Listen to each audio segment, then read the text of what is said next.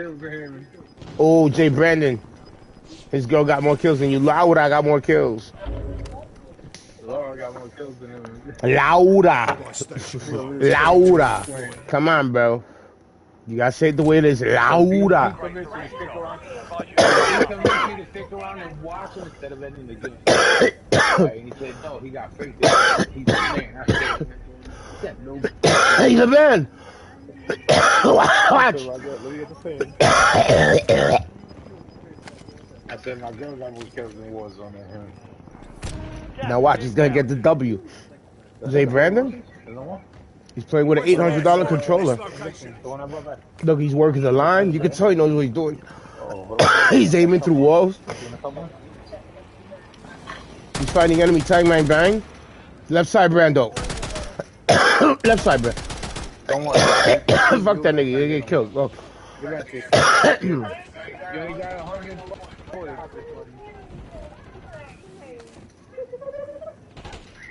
Yo, Brandon. This is though. Plug walk, Brandon. Plug walk, nigga. Watch him, Brando. Play commando.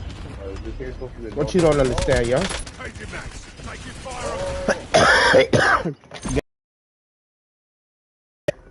You know what? That was the motion, Brandon. Brandon went in like you know what? Brandon's the shit. We're playing again with Brandon. And just in case he wants to. No, Brandon's the shit. My man went in hardcore at the end, bro. I mean, he didn't get kills, but he went in, yo. He went in. No, you gotta go in. Because if you don't go in, you go out. And then you got the, in and out, in and out, in and out. Clockwork Orange, baby. Come on, Brandon. We haven't even started landing. If I put my arm in, that means I put my hand in. I'm so complex, nobody's understanding. My heart's broken like Moses did them 10 commandments. Huh? What happened?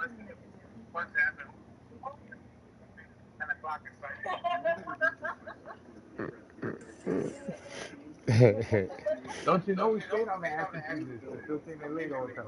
Yes. So we can cut class and not get cut. Yes. Nigga, I would walk in late right through the front, and then I would do the skirt, take a left, and go right to Sweet Tooth.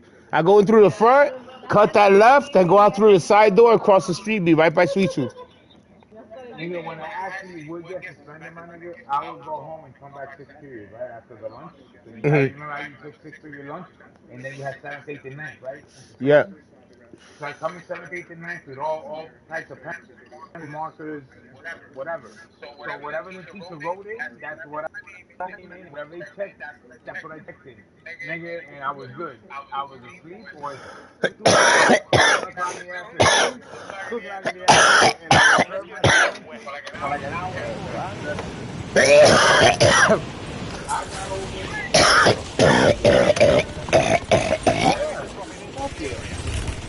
Man, my lungs are so healthy. Nigga, I would walk in the front, sign in late, make the left, and go walk right out through the side door. And go across the street to Sweet Tooth. Go to Sweet Tooth, play some video games, grab a blunt. You know what I mean? Yo, remember that street right behind Powwow? That block behind Powwow? Yeah. Yo, you ever smoked in that house that had a fucking shack in the back? That was empty, like you had to walk down that block. And then we made a left into like this driveway, and there was like a house that no one lived in. And the shed, they had a shed in the back, and we should smoke mad weed there.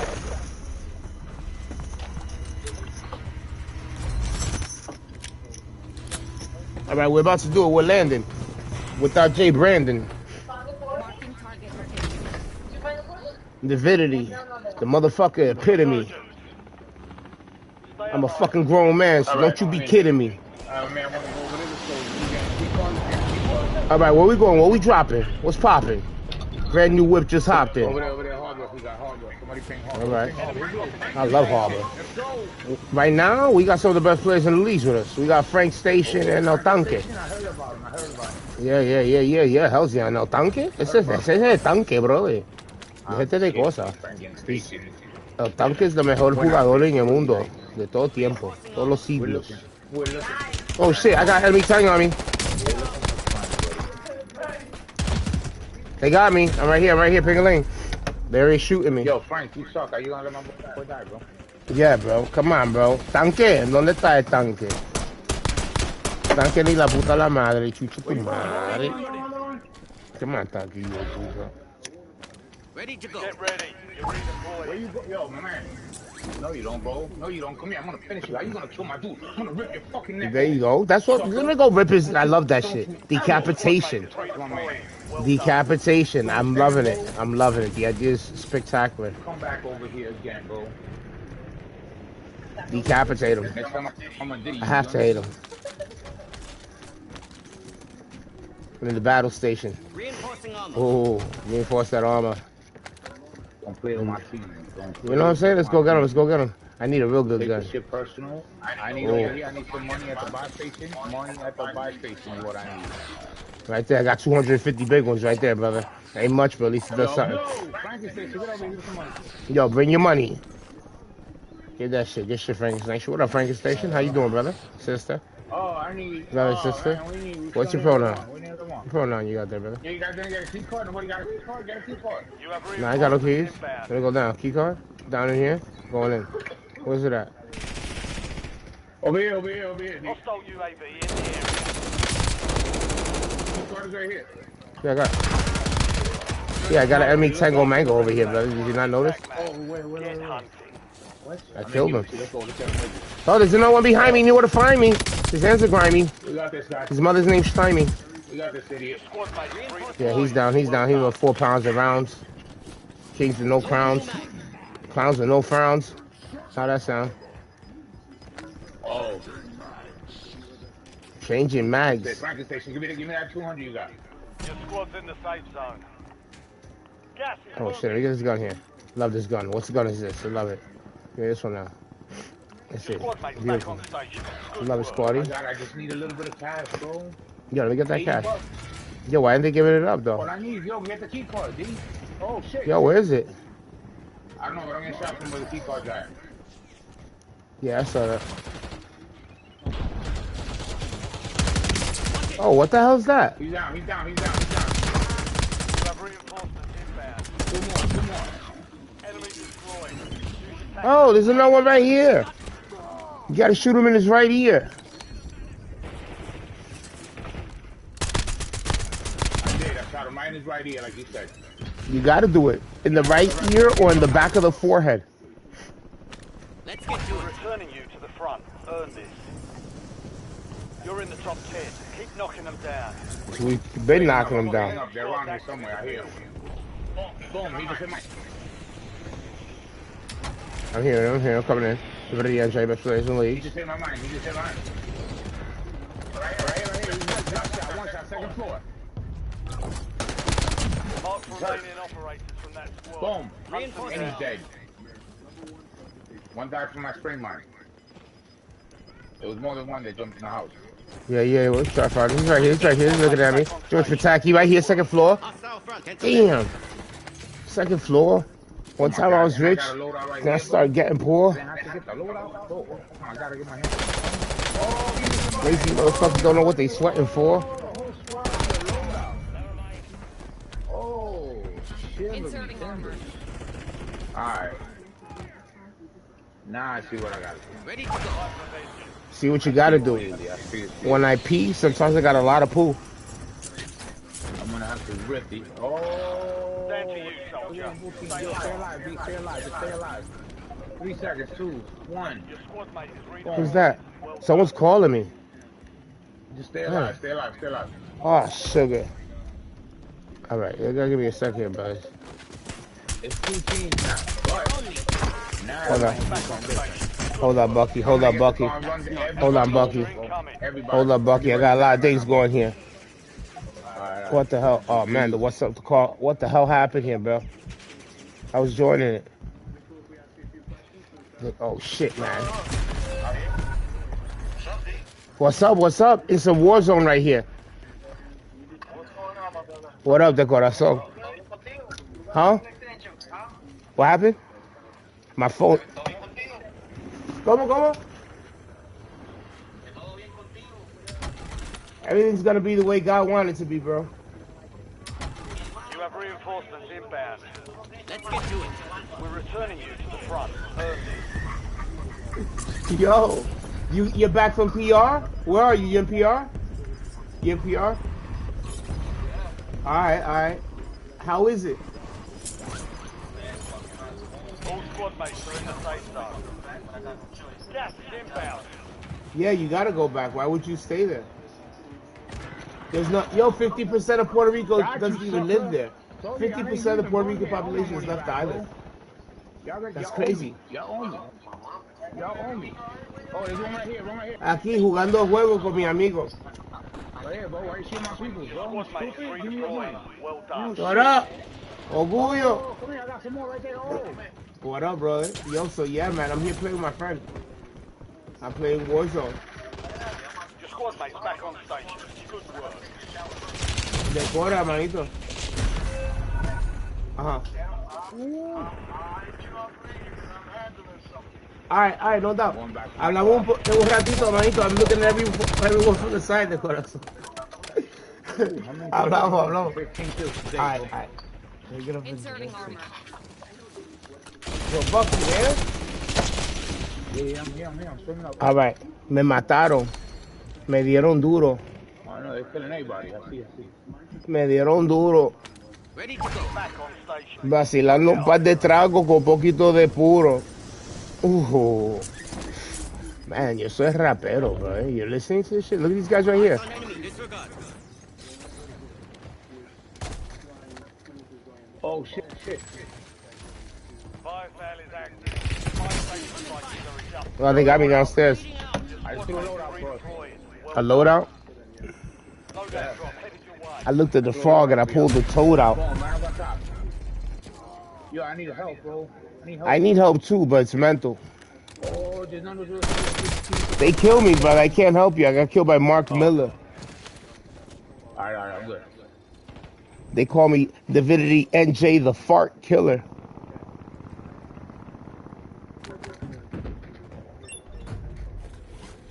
Get ready. Insurgents window is about They heard the first, they heard the last, but they don't know that the first part's iller. I ain't Mike Jack, but still I'm a thriller. Woo! Man, I'm a rapper, bro. I'm a fucking rapper.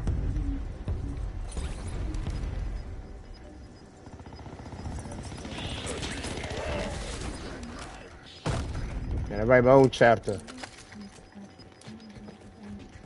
your squad mates to the safe zone. Yo, I'm going in. I got this guy right here. I'm gonna take care of this guy. He's pissing me I off. need my car, bro. That's all I need. Enemies are dropping into the area. Watch the skies. On me. He's on me, Mitt Romney. Right here. He got me. I got killed by Beavis. Kathy Lee and Regis. Biofile done. Prices are Armageddon. back to normal. Jesus. Got you, sucker. What you gonna do? You want me to jump on the car? You Choose stupid fuck? Yeezus. I got the You, Yeezys. what you thought you was gonna do? You thought you was gonna kill me, you stupid? What you thought you gonna do? What you thought you was gonna be? Ready to go. Get ready. Stupid, You're redeploying. you gonna die, stupid. You gonna die, Told you, stupid. 15 kills, bro. Y'all 15 ain't kills. going nowhere, bro. Y'all just better off leaving me alone, bro. Oh, where he at? Come up here so I can kill you. You heard Oh, you him. Go there. stupid. He did come up. Oh, you missed your ass. Second floor, right in front of me. In the window. Love that shit. Reinforcing I'm trying to get plates on. Hold on, doggy. I'm the best player in the leagues. That's why I believe so. Oh, man, I gotta plate up. Hold on. Fuck, I Enemy can't be out here like this. soldier I get one shot, I'm done. He's right You, here. bro. Whoa. Oh, where's this guy at? UAV is online. You have reinforcements inbound. Oh, I was gonna buy him back. I didn't have to. All right, even better.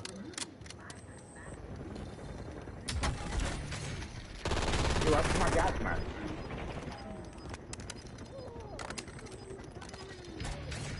Right through this fucking driveway. Let's go. There's one on the ledge.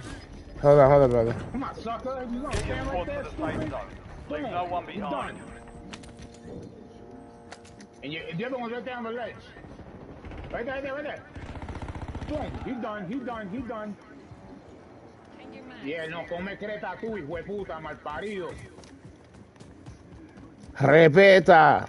Antes que yo te pongo la Respeta, mal maceta. parido, come creta. Ah, come. Only 4 left. Told you, que I'm bloodthirsty right now, Five squads nigga. still Seen the kill operational in streak the right now, AO. bro? Reinforcing armor. I No, ain't no, you gotta playing. do it. I need a nuke. Running everything over. Don't be a car is good too. My goodness. Be over.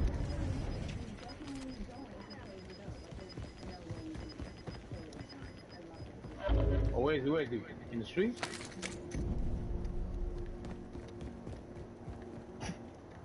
Fishtail this motherfucker. Supply crates have been Ooh. restocked. Come here. Load up. Watch. Ooh, watch. Somebody shooting. They on top. They on top. Loading new mag.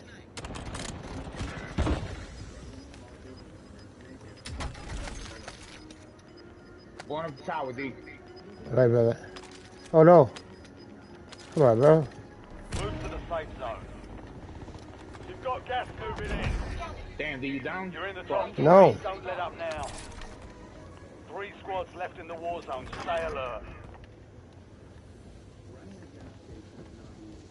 Sucker, yeah, get your man up, sucker.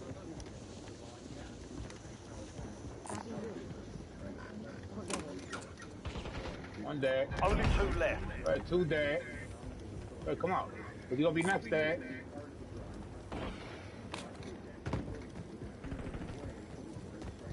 Oh my god, you lucky right out of bullet!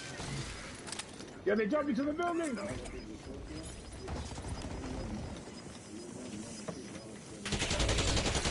Nigga. Why is he shooting me? Look at him. Well, maybe I can't hear you. Okay, yeah, sorry. Yes, sir. Hey, right here, right here, right here. Oh, man. I'm in the tower, bro. Yo, they right here. I got killed by an iron worm. You know how I feel right now? I got killed by an iron worm, bro. Who the fuck gets killed by an iron worm? D, get inside, get next to the window, get next to the window. I can't get next to shit. I get next to the Right fucking person here. that's dead next to me. I'm dead. I got a plug wall. Damn, we brought him back, we brought him back, we brought him back.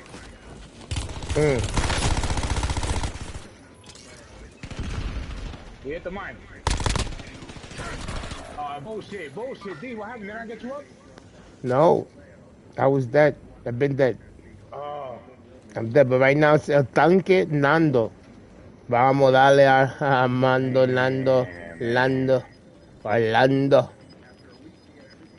I was trying to get you to close to the window so I could revive you from Yo, the I've window. been dead for a minute. But right Who now was the tenemos el guy that I was trying to tanque. revive? De mejor jugador. El tanque, look, el tanque went on all three. El tanque, that was bad tanque. The tanque got fucking, Take that victory.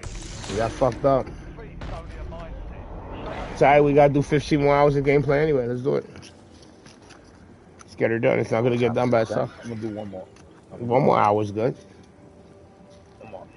One more strong hour. You know what I mean? A strong hour, not just, you know, not just any hour. A strong hour. Plug wall. And I don't even understand how the fuck my plugs are. Big them up in the space coupe. I don't let my plug wall.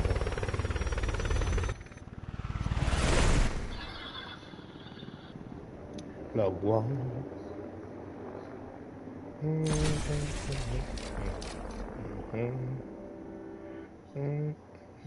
Damn, 13.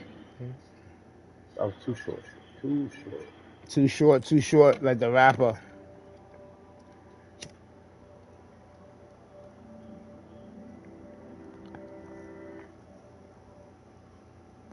Every bar that I capture, Skip survey, extremely fun, very fun, somewhat fun, slightly fun, not fun at all. tell him nothing, nigga. I lost. Big, Fun. I lost. What you mean fun? You trying to be fucking?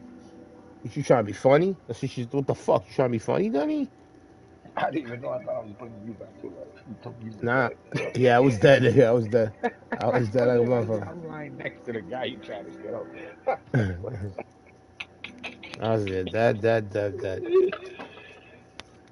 I was like, fuck, man. I jumped down and get this guy. So one minute and stuff and get my out.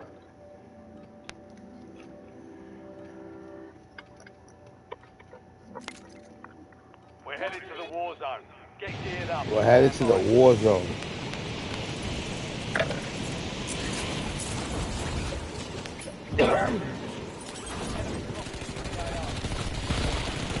The war zone.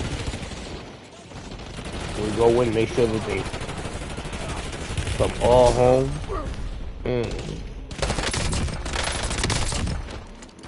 know, use shoes that were all foam. Yo, D, not for nothing. Get a gun and get in the car. Enemies are dropping into the area. Watch the skies. I'm doing it. I ain't got no gun right now.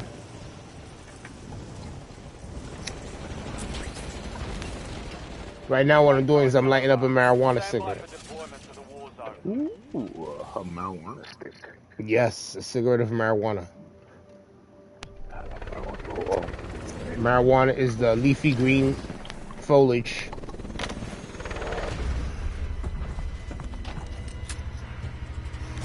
Now you got your sativas, they'll grow you up to approximately maybe even as tall as 20 feet. Then you got your shorter, bushier indicas.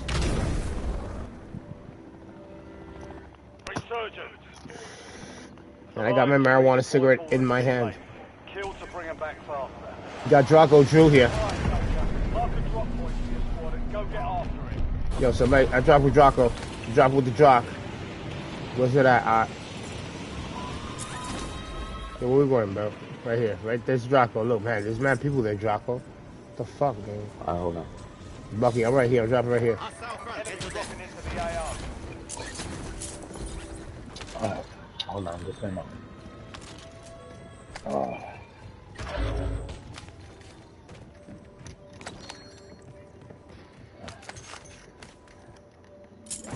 You are going. Okay. Oh, D, the phone's in the basement. Phone's in the basement? Wait, are you in the right house? Are you in the wrong house? Your squad mate is redeploying. In this house is the phone in the basement. Alright, bro. Reinforcing armor. And my plug toe. Hey, nobody got the phone, D. Nobody got the phone? I'm gonna go there. Nobody got the phone. Nobody's here. I'm gonna go get it. Target down. Marking the rest of them. Get the money. Dollar bill, yeah. Mm-hmm. Cash rules. I grew up on the farm side, the New York farm side. Staying alive was no job at second hands. Most bounced on old man. So we moved to Shaolin Land. A young youth, rocker the go-to, low goose. Only way I could get the G up was drug loot. Yeah. Well, with this one and that one, pulling out gats for fun. But it was a dream for the team who was a fiend. Started smoking woods and sick shit.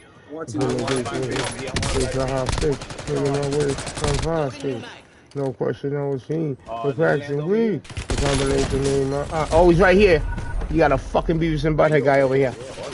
Yeah, I'm over here in the mix, baby. I'm in the mix. I'm in the mix. I'm in the mix like fucking Trigger, baby. I'm in the mix like Kool-Aid. Let's get to it. I'm gonna come back down with a parachute. I like my gummies. Haribo. Your squad mate's back on station. Good work. I love back on station squad mates. What up, Draco Drew, baby? Big Draco. I like tacos. I wear clothes by Paco. Paco Rabanne.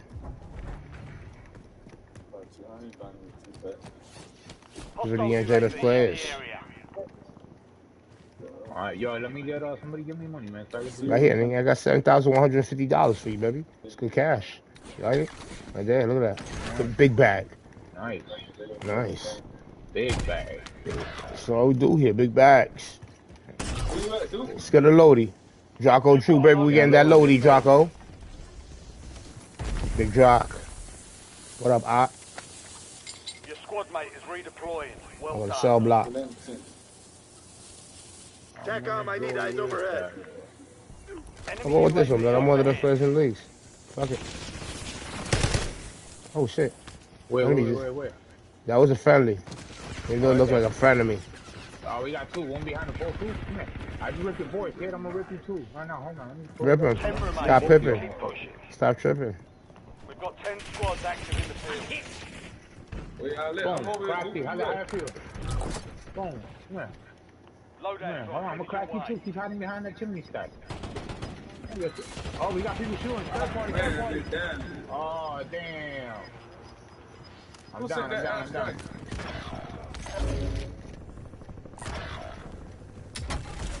Somebody snuck up on us upstairs.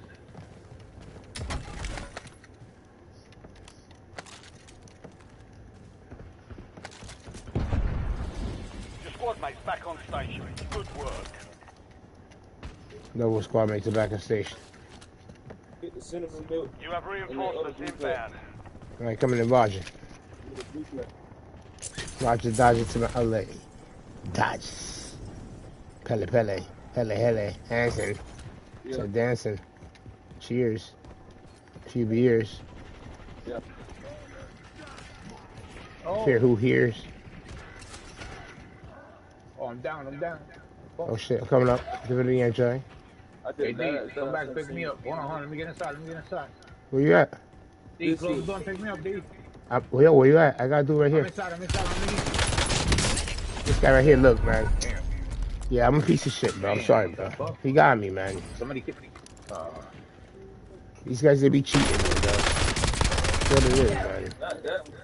It's another one. You gonna see this blue. Cookies and cream. Cookies and cream. Cookies and cream. Rookies and team. Yeah.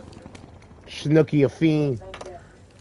Yeah, just get two cinnamon, whatever. I mean, if not, you know, improvise. Honey buns. Oatmeal cream pies. Yeah, do that. Your squad mate is redeploying. Nutty Well done. buddies. Little Debbie's. Stand by for Bars. redeployment. Oh shit, they shooting at me, I'm man. going back to my loadout. Fuck this. I want to go them. Give my back ends, I'm going back in. Your squad's in the safe zone. You're losing ground. Moving. I can't lose ground. Soldier incoming. Oh! And they stuck at shooting too. Oh yeah, they ripped me.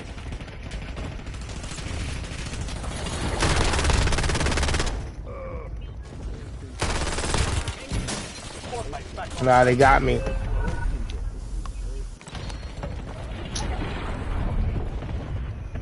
Plug wall. I don't even understand how the fuck I plug jaw. Get back in the fight. Pick him up in the space coupe. I don't let my plug walk. Ah shit. Down your ass, stupid. You want to keep hiding this fucking shit, you Let's stupid? get to You're it. getting another chance. Weapons Hey, free. fucker. What you gotta do? Ah, I'm the first black Puerto Rican You have reinforcements that inbound. shot at you. Man, nigga just scoped me, dog. I had a nod or two. All on me, dude. Yeah. Where you at, brother? Right here, brother. Coming up on him. fuck, I just fucked up. I fell in the fucking water. I can't get up the fucking ladder. Reloading. Oh, you got me, Poppy. Five Fuck! Five station prices. Killing me. They're killing me. So many rap artists nowadays, I don't think anyone's feeling me. But the craft is still in me.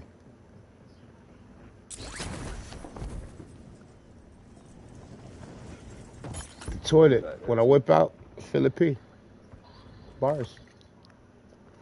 It's the best rapper ever. Time for vengeance. You're redeploying. Resurgence You window. drop it on the loadie. Watch your six. I need a hoagie. They're on Man, these niggas is right here already, bro. What's wrong with these niggas, bro? Come on, Yeah, fight me all back. over the shit. Niggas a piece of shit, bro. Changing mags. Squad mates back on station. Good work. This guy. Bad. Kill confirmed. Rotating the rest. Reinforcing armor. They ain't here with Squad you, made B. it to the safe zone. Gas is inbound. He's right here. They ain't here with you.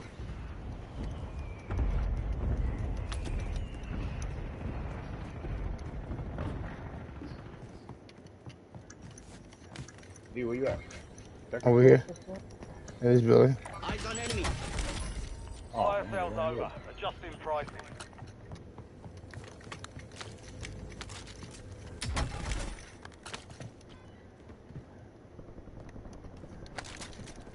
They shooting from control.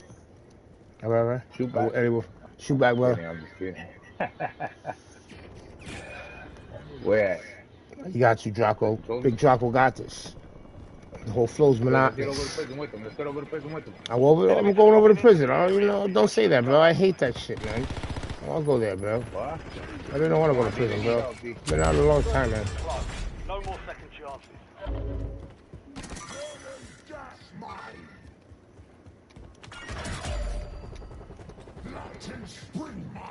I played the stream. Oh, he died.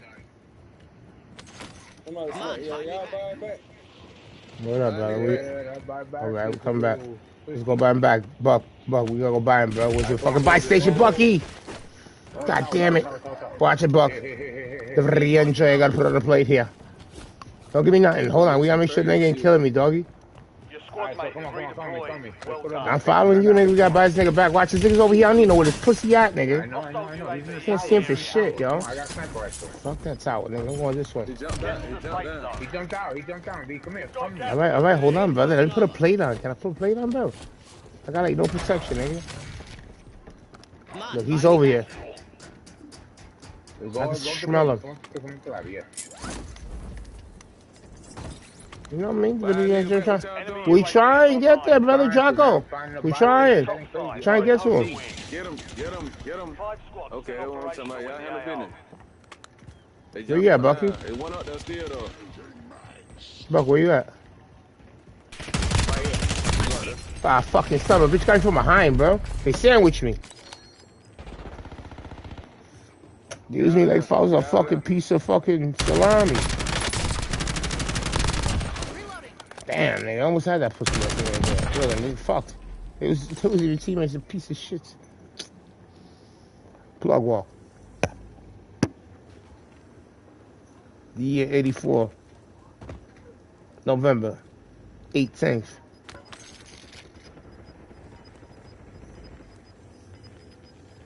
400 years. Blood, sweat, and tears. I saw the Losing ground. Back there Moving. too. such a brutal murder of my father. So my brain became stained with the horror. I'm having reoccurring nightmares. Being soaking wet, strapped down to the electric chair.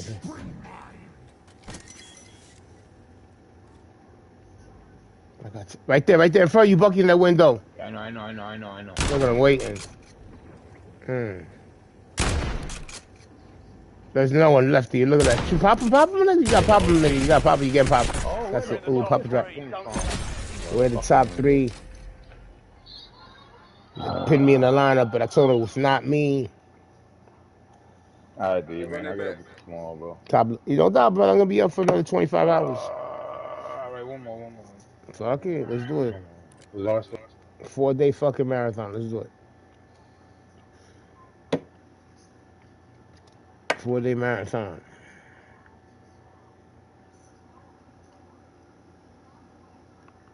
Divinity NJ. Quite possibly. Quite motherfucking possible.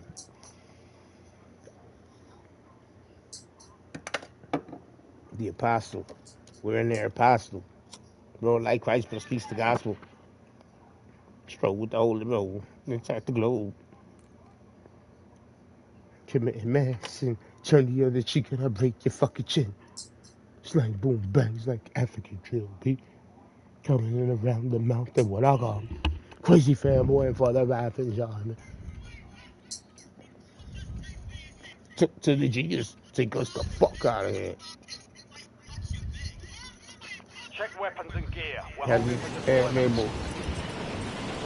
Now he's one of these stuck to the gum under the table. That sissy get one in misuse what I did. Enemy dropping into The the empire AO. falls in and lose everything. Now that thought is just as bright as a 20-watt light bulb. Should have pumped it when I rocked.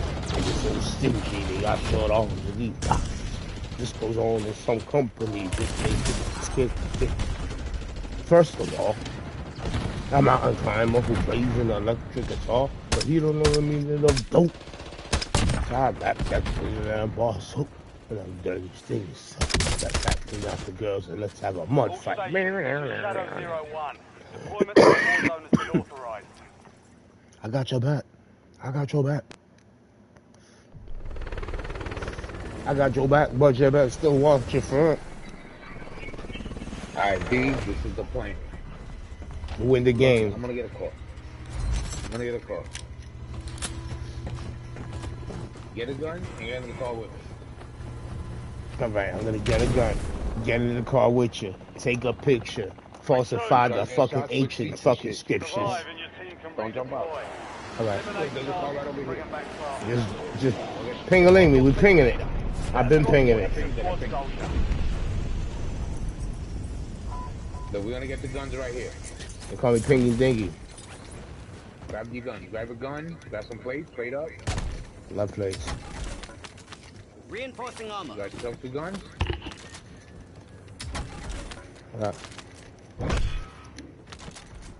You're being tracked by an enemy squad. Now I'm being tracked by an enemy squad. They've changed my plans.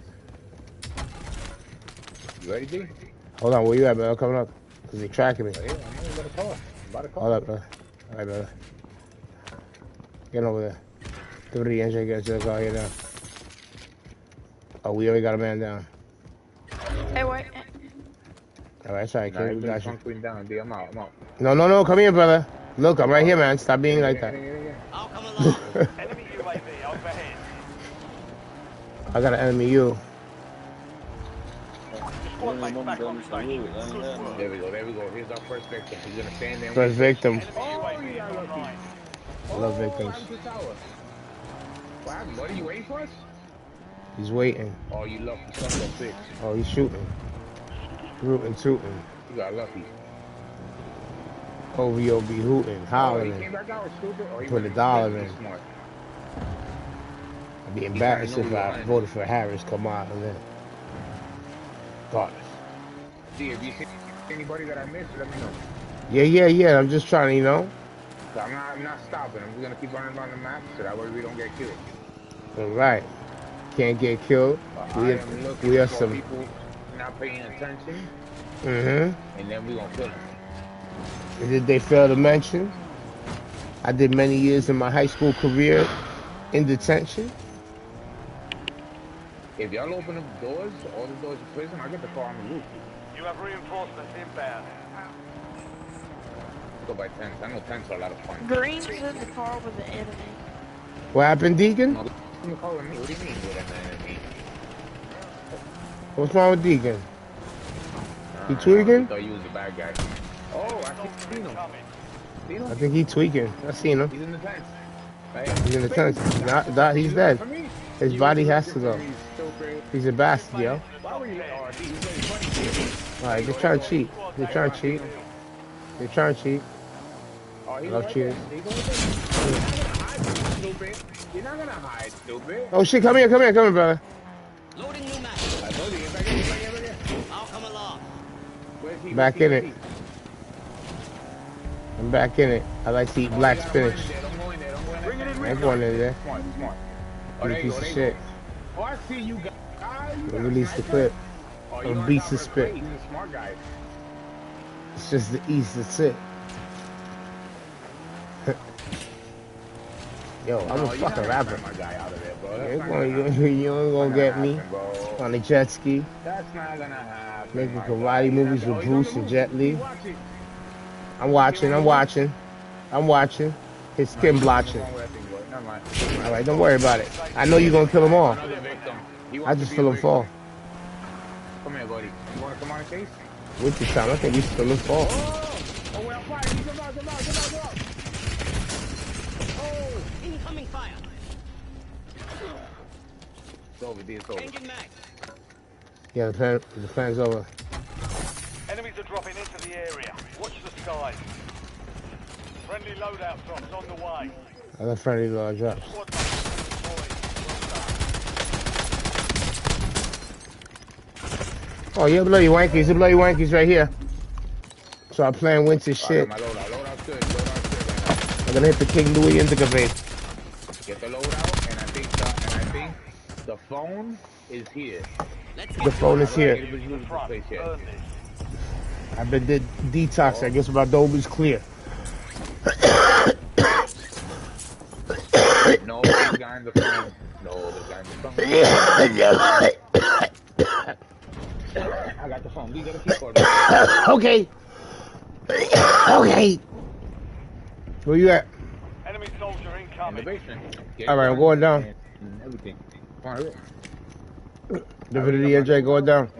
And there's a sniper rifle. Oh! He killed me by I got him, the key card thing. I got him. Mm-hmm. Nah, he ain't kill you. He I'm almost coughing. killed you. I like that gun with the Oh, his drum. buddies is coming. His buddies is coming up the hill, you heard? Looks like some fun.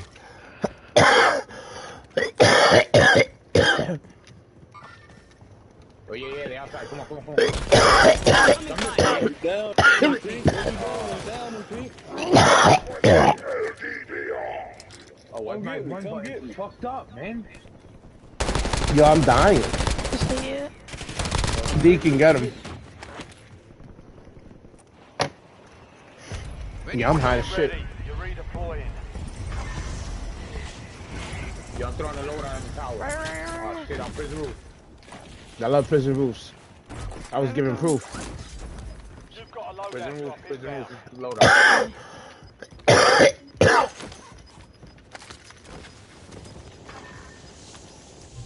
All squad mates are in the safe zone.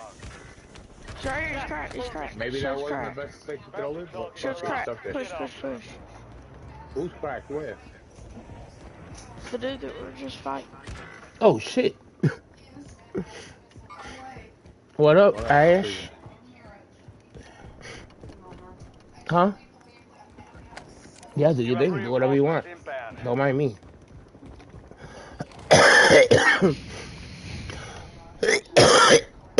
Oh shit. Oh man. I gotta do so much shit. It's not even funny. I gotta get my head together.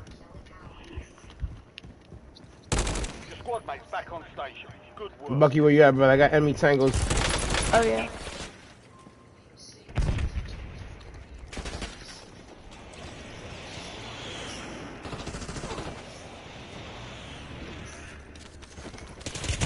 Oh shit, he got me. Squad mate is redeploying. Son of a bitch. Son of a bitch. God, fuck my life. Damn. Gotta go ham. I'm going to the side of the prison. Oh. Chanel. Chanel's so therapeutic. Yo, I lost both my guns. Oh, no. Let's get to You're it. getting another chance. Weapons free. Deploy, parachute. Yo, you need to hit that. We gotta get you back onto some smoking shit. Oh shit, he's right here, man. This guy's fucking cheating me. I can tell. Good work. Enemy destroyed. Use your tac map to hunt down the rest of them.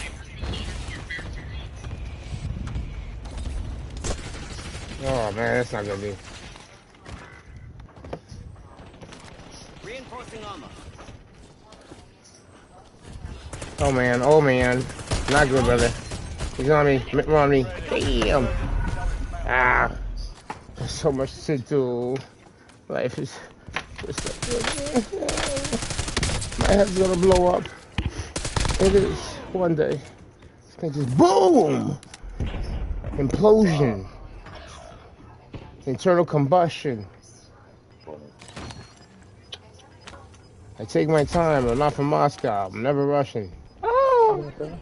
Ready to go. Go get your revenge. Let's do it. Be advised. Still have squad mates outside the safe zone. Laura, Bucky stayed up for another 4 hours of straight gameplay.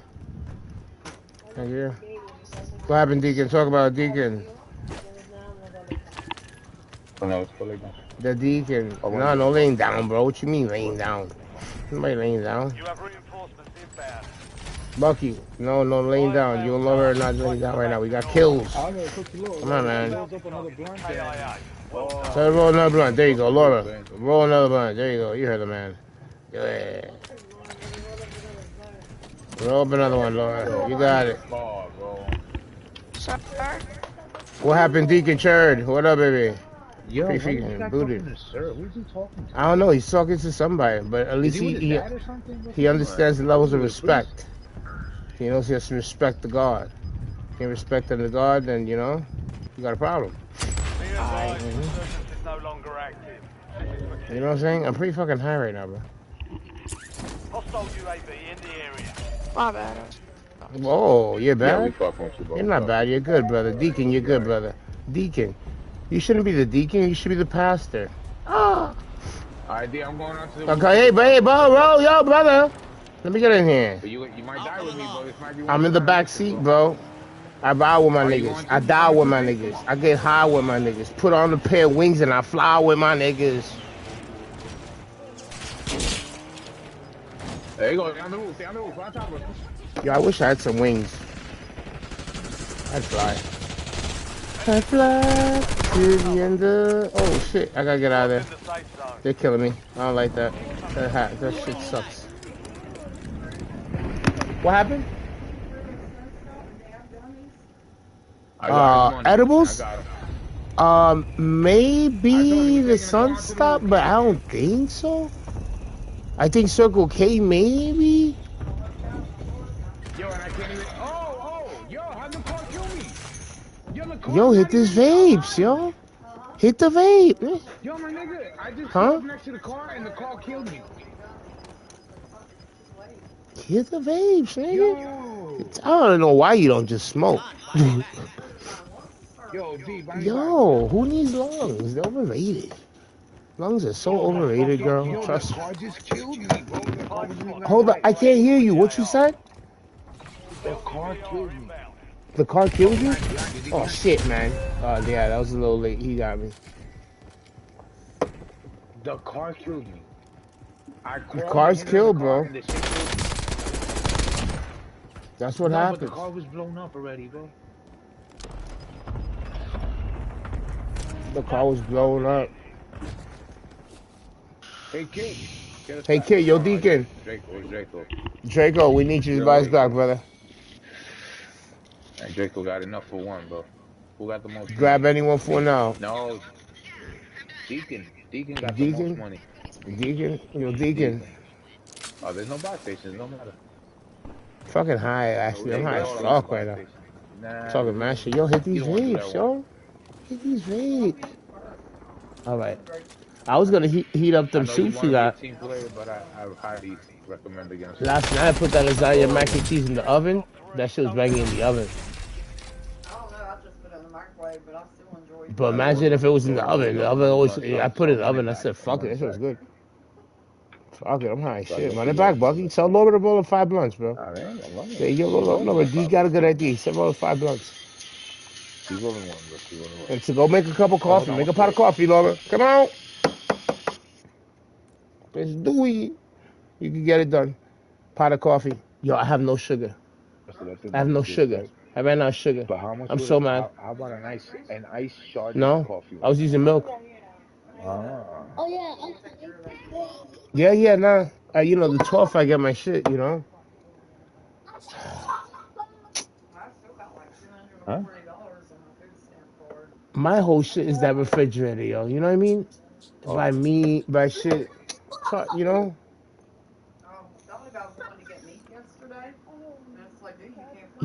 you have to do it by the day.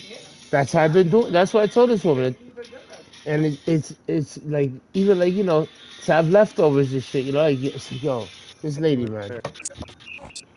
My God. Use this time for some Yo, target I swear to practice. God, all I want to do is find me a really UAV nice incoming. little refrigerator for like $150, right? And then fucking say I pay like $800. Huh? What happened? Yeah, yo, that was $800. I want my friends be like, yeah, I sold it to him for 800. You know what I mean? My brother was camming and I think he fell asleep. Yeah, no, but I'm just saying, if I find one for like 100, 150, you know, have one of my brothers that live out here be like, yo, even if he has a car, be like, hey, I sold this to this guy for $800. I'm just saying, you know what I mean? Enemies are He dropping told me to into let the you area. know, you know what I'm Watch the saying? Some shit skies. like that. I don't know, figure it out. stations, green light. We're deploying to the zone.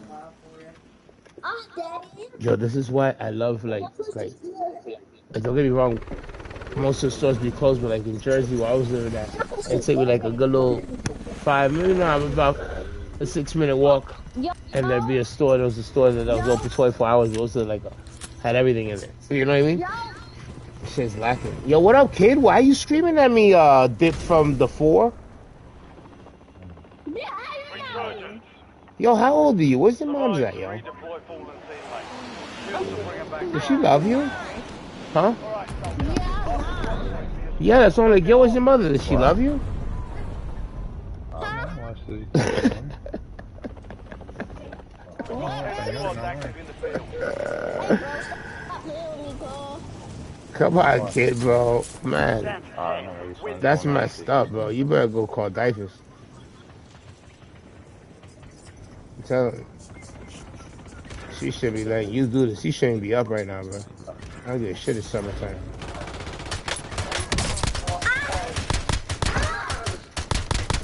Good kill. Oh, Marking the rest of that squad on your tac map. how's that, buddy? Hey, you want to cheat me? You want to cheat me? Where you at?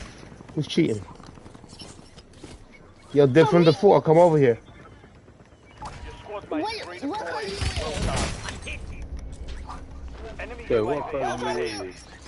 What color you Enemy is? UAV is online. You're blue. You're too young to be blue. Be more happier, bro. You should be happy. Yeah.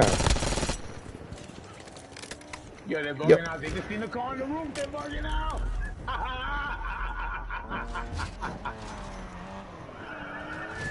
Yo, I'm getting up there, kid. Don't fuck with me. Oh, how you shot me? That's bullshit. Stand by for redeployment. That's bullshit. how the fuck you get that car on the That's roof, bro? bullshit. This nigga, how you gonna get a car on the roof? Yeah, I told you I got the car on the roof. But he Wish- sniped me. I don't even know how he sniped me. That was some lucky ass Oh snipe shit, fucking. What the hell did I do? Oh well. He's done. What else is? What's going on? I gotta try this. Think they shouldn't think out the sky. Your squad mates Deacon. back on station. Good Deacon, work. where you at, Deacon? I don't hear him, bro. Alright, you know what? I know that was my fault. I had the wrong vehicle up on the roof.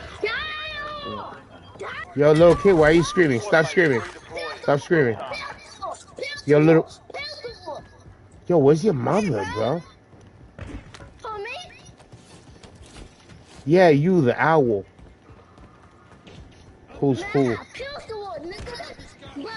Yo, wow, where's your mom? You just said the word nigga. How old are you? Reinforcements inbound. You're 9? He said, nah, boy. Oh, you're probably gonna become a rapper. Safe zone. Got gas moving in. Enemy Damn, UAV yo. See, you're 9? That sucks, kid.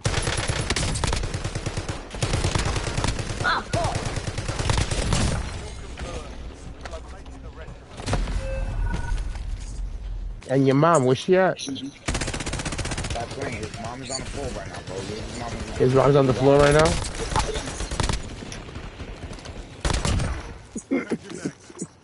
He is working hard for that money right now. Okay, leave it Yeah, alone. nah, I feel you. OnlyFans is paying. Ready to go. back on station. Go Yeah, get but on. that's messed up, kid. You need to talk with your mother, bro. Ask her how come she don't love you no more. Ooh, I got a car. Don't flip. No, damn, I flipped my car.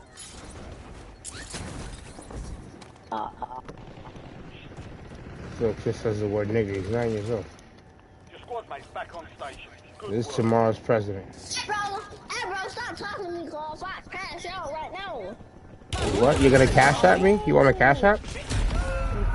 Yo, Oh, kill you. yo, can you explain what that means in 9? What you gonna do? You gonna get with 4 back? They say he's gonna cash at me. That's what I thought he said. I thought he said you're gonna cash app him.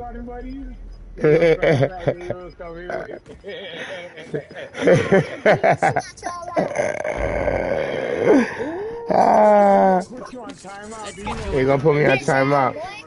Oh, this, Oh, you man. gonna get trouble by your mama. Nah, his mom's on the floor. Sorry, kid. We love you, kid. We believe in tomorrow, bro. You're gonna be a great I'll leader. kill your ass. You're Stop gonna be a playing with great me. leader. Hey, You're gonna take us. You're gonna be the one to take us out the Middle East. On my last mag. yo, pass Enemy your back UAV child. overhead. Put it out. Damn. What the Damn. hell was Put it that? out. Stop, bitch. Damn. Your squad mate is redeploying. This Well is a done. Enemy soldier incoming. yo Yeah, dip I from just the want to know floor. why What up, you bro? get lips off, bro. Because it like it really was Yo, kind of dip, like dip, dip, dip. Chill, soft dip. without your lips in the way, dude. Like, Indito. Somebody You behind you. have Somebody reinforcements behind you. inbound.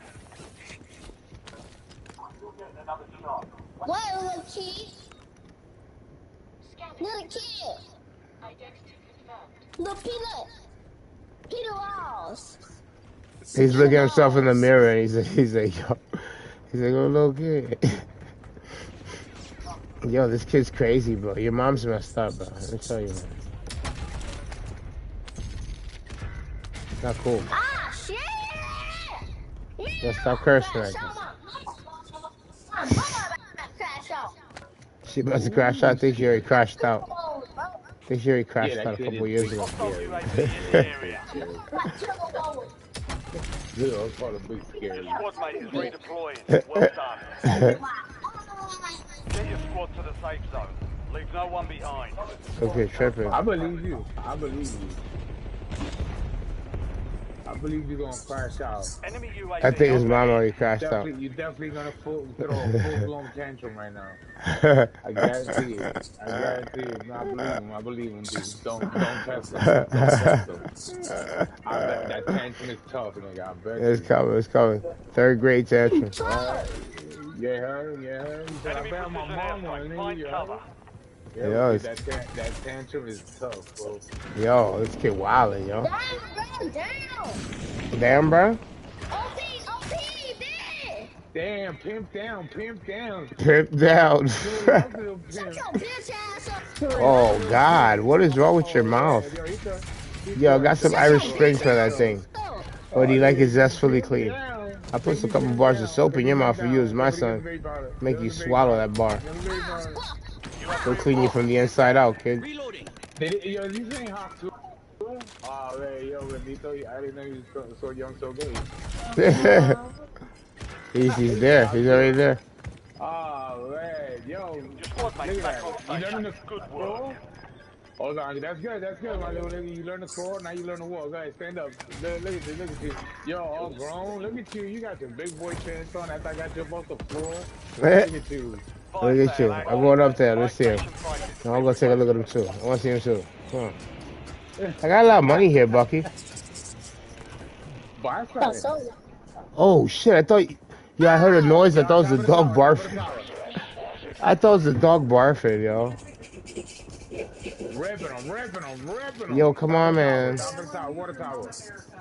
Yeah, you do whatever you Gonna get want, your Ashley. ass. You do whatever you want.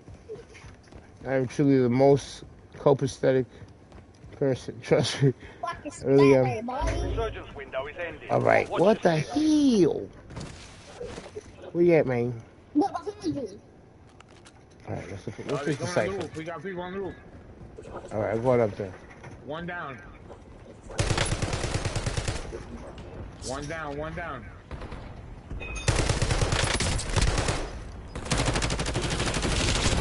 They got me. They're downstairs. Damn, man. I dropped ashes everywhere, man. One in the doorway. One in the doorway. Squad out. You know what? Damn, I bet you them eggs are all frozen. Fuck.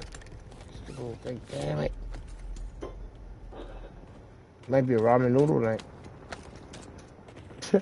Oh shit. Tower. Yeah, hit them all. This one's banging right here, yo. yo. This is the King Louis. This one I think might have a little bit left. I have like another one in there too. Fire sales over. I got two of them down on the tower. Huh? Two of them down on the tower. You know me, I'm always trying to get you zooted, yo. Weapons free. We gotta get you back on the paths of righteousness. Another one down. Man, I know, but it's good. If you don't cough, you don't get off. Enemies dropping into the You know AO. what I mean? Hey, bro. I'm not wanting somebody dying. A little cough. Oh, I need a pickup. My mama Oh, I can Leave him hear in you. mine. Leave him Oh in my mine. Leave him god, in mine. but it's so good. Damn. It's healthy though. Circuit is closed. You're No getting more shit Yeah, I teams for feel it. you. starting. I do too. You don't hear me? But it's like you gotta embrace it. You gotta just embrace it. I can't even Oh shit, what's understand him, this? honestly, when he Is talks. it? I I can't think say he that. sounds Squad like my mates phantom. redeployed. Well done. Yo, you hear that little kid? You can hear him. He sounds like he still got the baby bottle in his mouth talking. What you said, Bucky? What you It sounds said? like he still got the baby bottle in his mouth while he talking. I can't He understand. still got the baby bottle in his mouth. He like my mama. Blah, Squad blah, blah, mates blah, back on station. Good work. I just want to know why his mom don't love him Alright, so anymore. I'm That's just all getting I ready want to for know. Why doesn't your mother love him? Habit. That she just totally gave up on you. Why? All Alright, squad mates are in where the you at? safe But zone. my mama, where you at? Gas is closing in.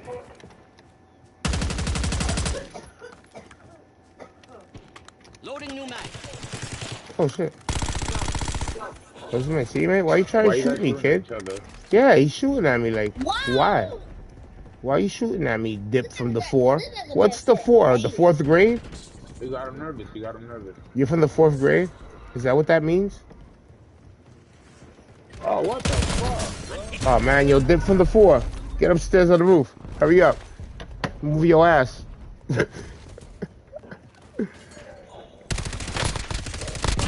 Nah, you're a good kid, Dip. If you go for president, I promise to vote for you. Damn! Hey, Dip, you want to stop cursing, though? DJ? You're too young to be cursing, Dip. Can we have you stop cursing? Thank you. Shut your ass up. Stop cursing, DJ, Dip. figure it out. I'm Should have trying to let me guide you in the alive. paths. Hey bro, stop hitting me. Yo, I can't I'm understand you. younger. Take the nipple out your mouth. I'm younger than you. I'm 18. Yeah, now Gas you're is supposed to moving. play this game, Yeah, bro. 18 months. Your mom could get like That's DCF What? crazy. called on her for this shit. That's why I want to know why she stopped loving you. Your mom Bro, probably too young for Uber me, ride me nigga. back. Get out of Uber here. ride me back. Yo, why doesn't she love you I'm anymore, gonna man? die. Why? Uber ride me back. Oh, D. Mama, We Uber getting out of ride me here. back. Yeah, Mama, now I D, we remember. getting Uber out ride of me here, D. back. All right, we're not gonna show Dip from the four.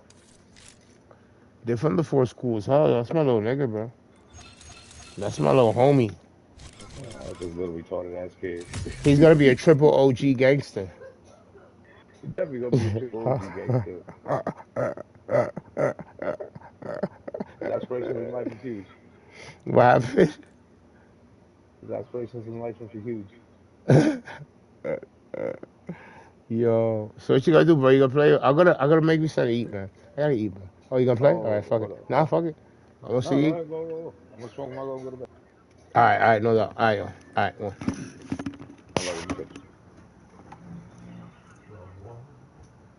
Let me see what you get. I gotta go fucking. Yo, we're supposed to do so much other shit. You know that? You heard my good friend? You heard my good friend? Huh? Let's say. No, go ahead, go ahead. I was gonna say is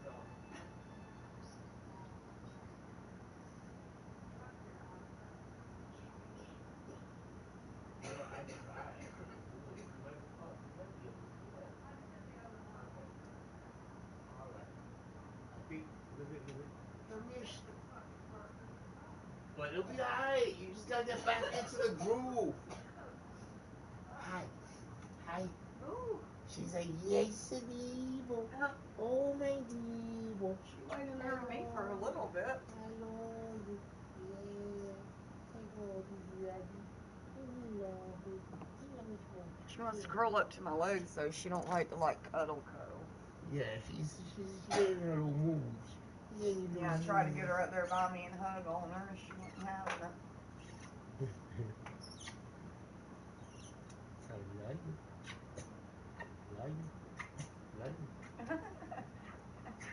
Yeah. Chanel, tell him stop. She's like, this kid will leave me alone. So cute.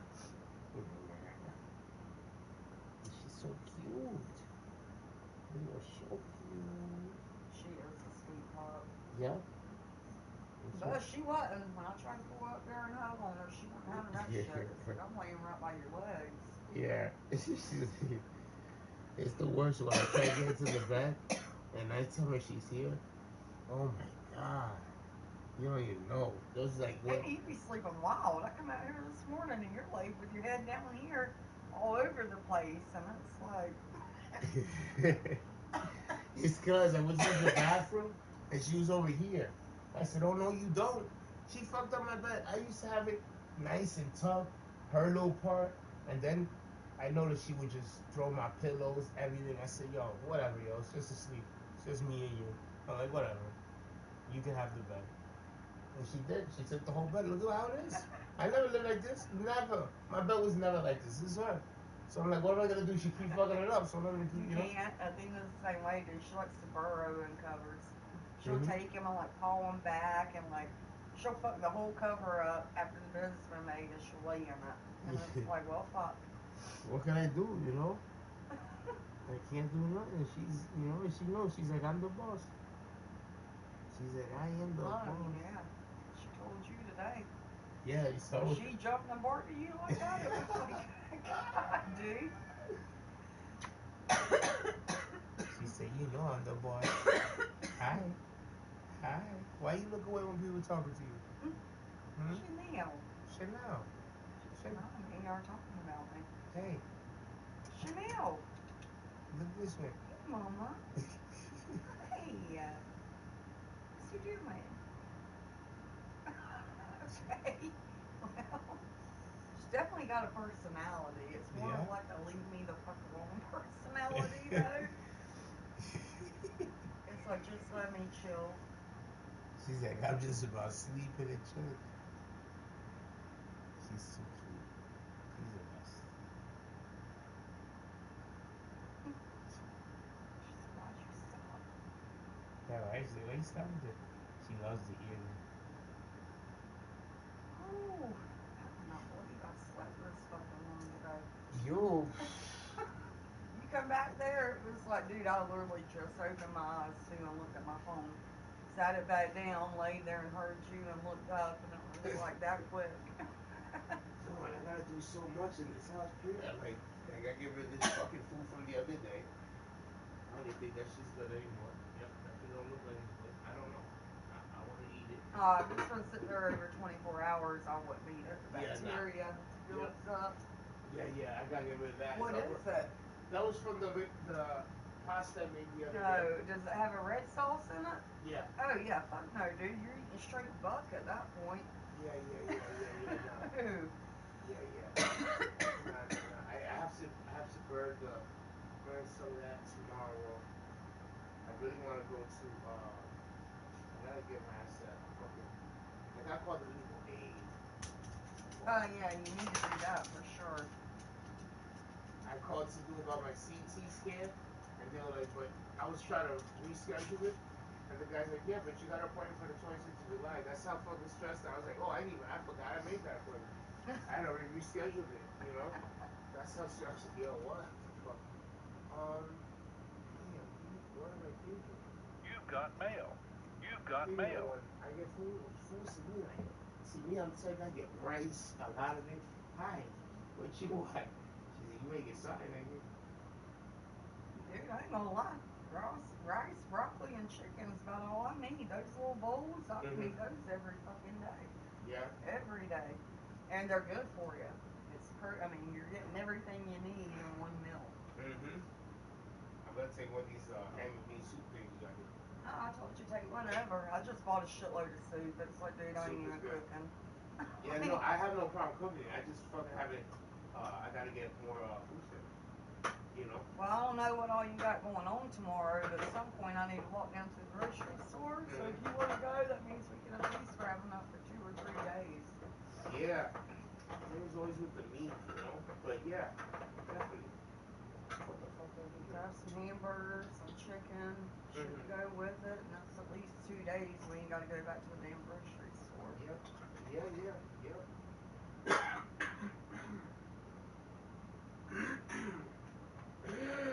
You good? Yeah. I'm good.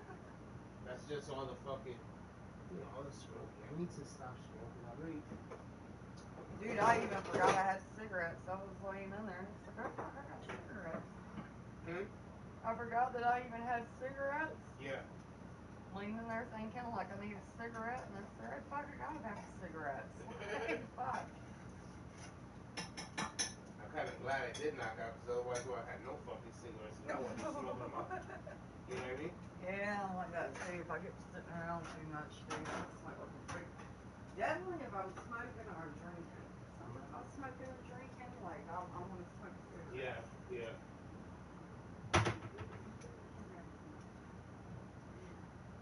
Man, let me see. God damn, man. I got protein shakes, man. No fucking. There's noodles everywhere too. I got noodles, caboodles. I got noodles, noodles, noodles. I got fucking noodles. I think I was talking to John. Orange meat. I need orange meat. I need orange meat. And I need fucking orange meat. So I fucking end up putting more orange. Shit, every fucking week while I worked at Saving or wherever I was at, every job ever I fucking had, from Jersey to here, everywhere. Except when I was with my ex, when I was by myself, I used to always get fucking clothes every fucking check. What happened? You good? Yeah, I'm good. Someone who's been writing to me out a piece of legal mail. He's bringing it to me. It's just I'm wondering if it's got to do with you or if it's got to do with him. You know? Well, I don't know why it would have to do with me. I haven't even got legal mail. And mine's is just a possession of a weapon. You know what I mean? I don't know. For me, it's why am I getting legal mail? Because there's no one, there's not no one involved in my shit except me. You know? Well, I'm just wondering because I mean they did talk to me that day. They know who I am. That cop made it very obvious he knew who I was. Yeah. Like I told you, he did. He looked at me before he walked away. He said, "Ma'am," he said, "I'm sorry you're going through it like this." He said, "I hope it gets better for you." I was like, "Yeah, me too." You know what I mean? Like, yeah, me too. Damn, man. I gotta Well, I wash all did. I this told shit. him thank you. I mean, to me, most cops don't talk to you that way. Yeah. So, god dang, he's only dealt with me 3 times in 2 weeks. You know? Yeah, yeah, yeah. Damn, shit. Probably like, lady, what the fuck you got going on? Fucking train wreck, dude. That's what I told him today. I was like, dude, I sit here. I don't do nothing. I don't talk to nobody. I don't go nowhere. I don't. I didn't. You know? That's what I told him. The other day. I told him. I said, bro, you've been here before. I said, you see how I live. I said, nobody knows me. I'm not even from here. I said, I only like going outside here. I said, because of the looks I get here. You know what I mean? Yeah. I said, I don't fuck with people. I don't bother nobody. Every job I've had out here, I worked my ass off. Chanel. At least this to be like that. I What happened? gotta get this fucking leather. What you want, mama? He wanted me to go down there, but like I told him, I don't need to be around Connor. I don't. That's just to be in the same bullshit. It's to cause No, I problems do, all over because again I'm and already all that angry shit. with him, and I know me, if I see him right now, I'm gonna go fuck off on him. Insanity is doing the same things, expecting different results. That's all. Yeah. And doing the same things always is never going to change the No, result. dude, for me, I know. I know who I am, I know who he is, and if we get around each other right now, it's not gonna be good. So it's like, no, I ain't doing it. No, I feel you. I I feel you. ain't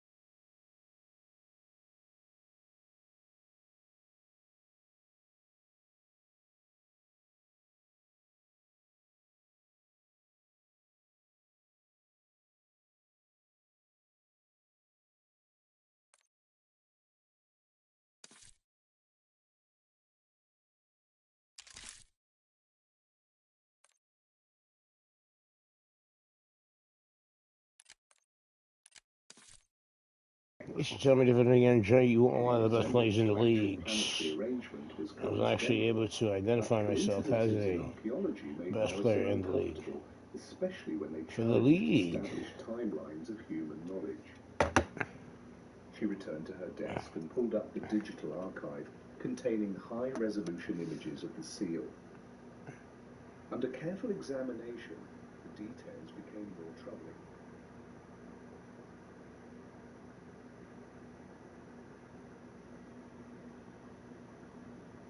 Imagine being 5 years old and hearing that if you lie to your parents, if you say a bad word, or if you question anything in the Bible, you will be thrown into a lake of fire where your skin melts for eternity and your screams echo forever while demons laugh at your pain. And you are told this is justice, this is love, this is your fault, and your only way out is blind obedience. We'll be coming in life, yeah. What's the kill comes?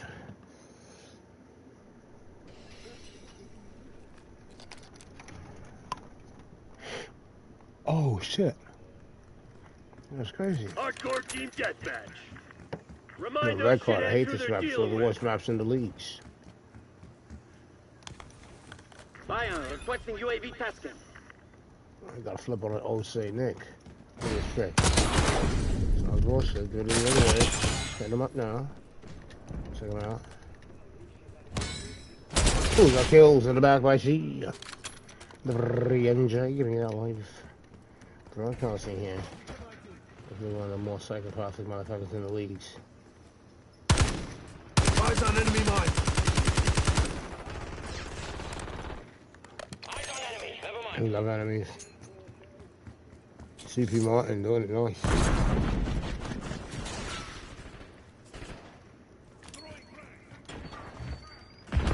Good. Get him, CP. You got me in the back by C. I'll grab my King Louis vaping. King Louis vapes. Give me a Luca Bear. Luca Bear is good.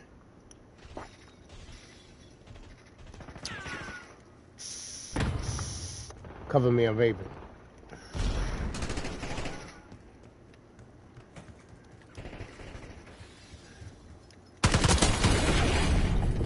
Stop camping, pussy.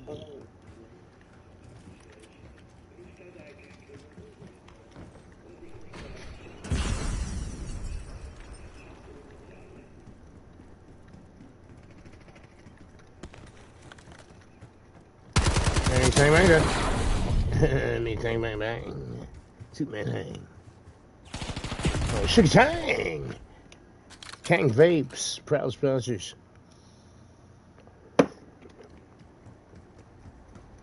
Gang Vapes. Oh yeah, CP?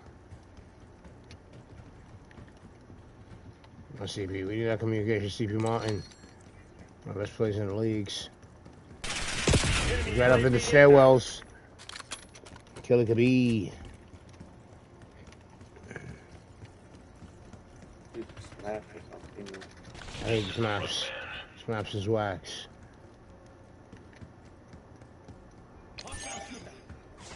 Play map hater D.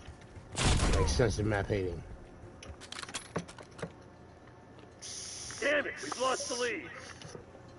I always lose the lead. You know what I mean? First time I lost the lead.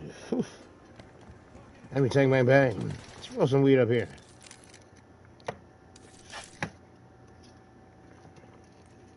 Hand me tango mango.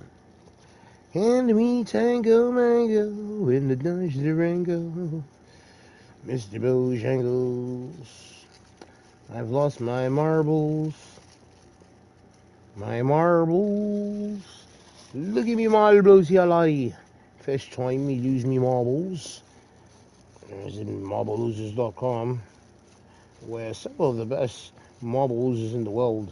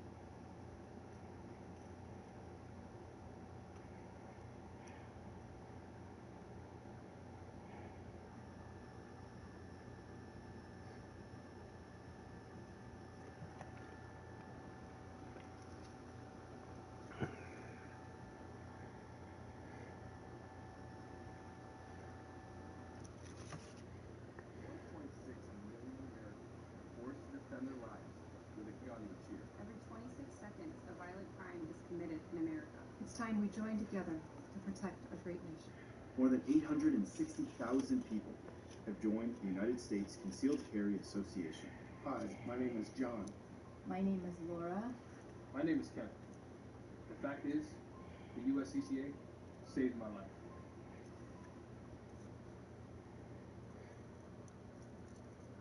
Imagine being 5 years old and hearing that if you lie to your parents, if you say a bad word, or if you question anything in the Bible, you will be thrown into the lake of fire where your skin melts for eternity and your screams echo forever while demons laugh at your pain. And you are told this is justice, this is love, this is your fault, and your only way out is blind obedience to the same people who told you that nightmare in the first place.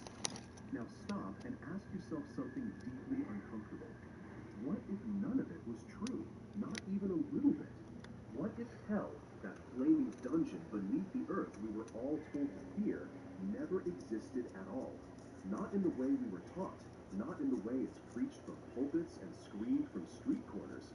And what if I told you that I can prove it with history, language, logic, and even the Bible itself? Would you keep listening? Or would you feel the reflexive fear trying to pull you away? Because that fear is exactly how they trapped you. They injected you with a terror so potent you never questioned it. Because questioning was framed as rebellion, and rebellion led straight to flames. But here's the truth they never wanted you to know. Hell as eternal punishment, as divine torture chamber, as the place the wicked go to burn forever, is a carefully constructed myth cobbled together over centuries, manipulated through mistranslations, and used deliberately to control people through fear, not to enlighten them through truth. And in this investigation, we are going to dismantle it piece by piece, exposing its pagan roots, its theological manipulation, and its moral absurdity, until the only thing left burning is the lie itself. Let me say it louder for the people in the back. Hell does not exist the way we were taught. And once you see how this doctrine was built, you'll realize the foundation of your fear was never divine.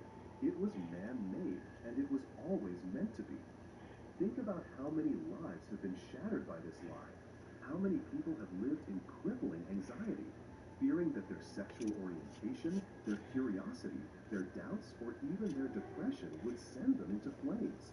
As if a God who is supposedly infinite love would roast his own children alive for being confused, hurting, or simply human? The fear of hell has led people into trauma, silence, guilt, repression, and in too many tragic cases, suicide. And yet, when you dare to ask where the Bible truly teaches this eternal inferno, you get vague answers, twisted verses, cherry-picked threats, and a whole lot of fire and brimstone shouting without any coherent theology. So here's what we're going to do in this series. We're going to ask the questions you were too scared to ask. We're going to read the verses they never wanted you to read in context. And we're going to look at the history of how the concept of hell evolved. Because yes, it evolved. And I'm going to walk you through the exact steps the early church took to turn a temporary, metaphorical idea into a literal, eternal threat. But before we get to that, I want you to sit with one brutal reality. If hell doesn't exist, then millions of preachers, theologians, and religious authorities have used a fictional threat to control minds, raise money, manipulate governments, traumatize children, and justify violence. That's not a theological dispute. That's spiritual abuse on a global scale. And the evidence is overwhelming, but you were never shown it, because the institutions that depend on hell cannot afford to let you think too hard about where the concept came from. But we are not going to stop at emotion. We are going to dive into history, theology, psychology, and most importantly, language. Because language is where the lie lives, in the Greek words that were mistranslated, in the Hebrew ideas that were misunderstood, in the ancient metaphors that were twisted into eternal damnation. And when we expose that, the whole illusion falls apart. And let me be very clear, this is not an attack on faith. This is an attack on fear. The kind of This is fear attack on the video of the that NJGs. and weaponize The NJ is obviously one of the best players in the league. Never. their existence. The kind of fear that makes you think He's gonna be looking for a lobby. might be screaming forever. The kind of fear that tells you every Now, moment of if you're with the video of the NJ, you've been watching the broadcast for the last 15 years. kind of fear that silences your questions and shames your humanity. And here's what they never told you. Jesus did not invent hell. The Old Testament does not describe hell, and the earliest Christians had no concept of the modern hell. That's not speculation. That's a historical fact. So why do so many people still believe it, preach it, and fear it? Because fear works, and nothing works like the fear of eternal suffering. Hell is Here we go, go to Skyline. mechanism, the ultimate threat, the ultimate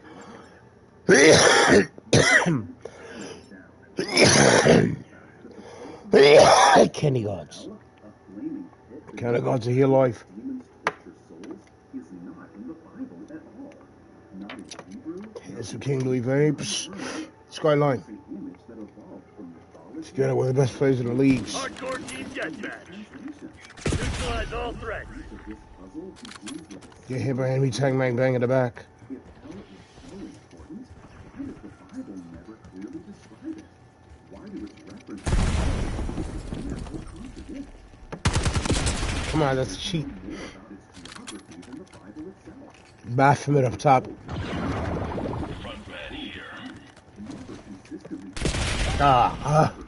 Fucking Baphomet, baby. What's up with this?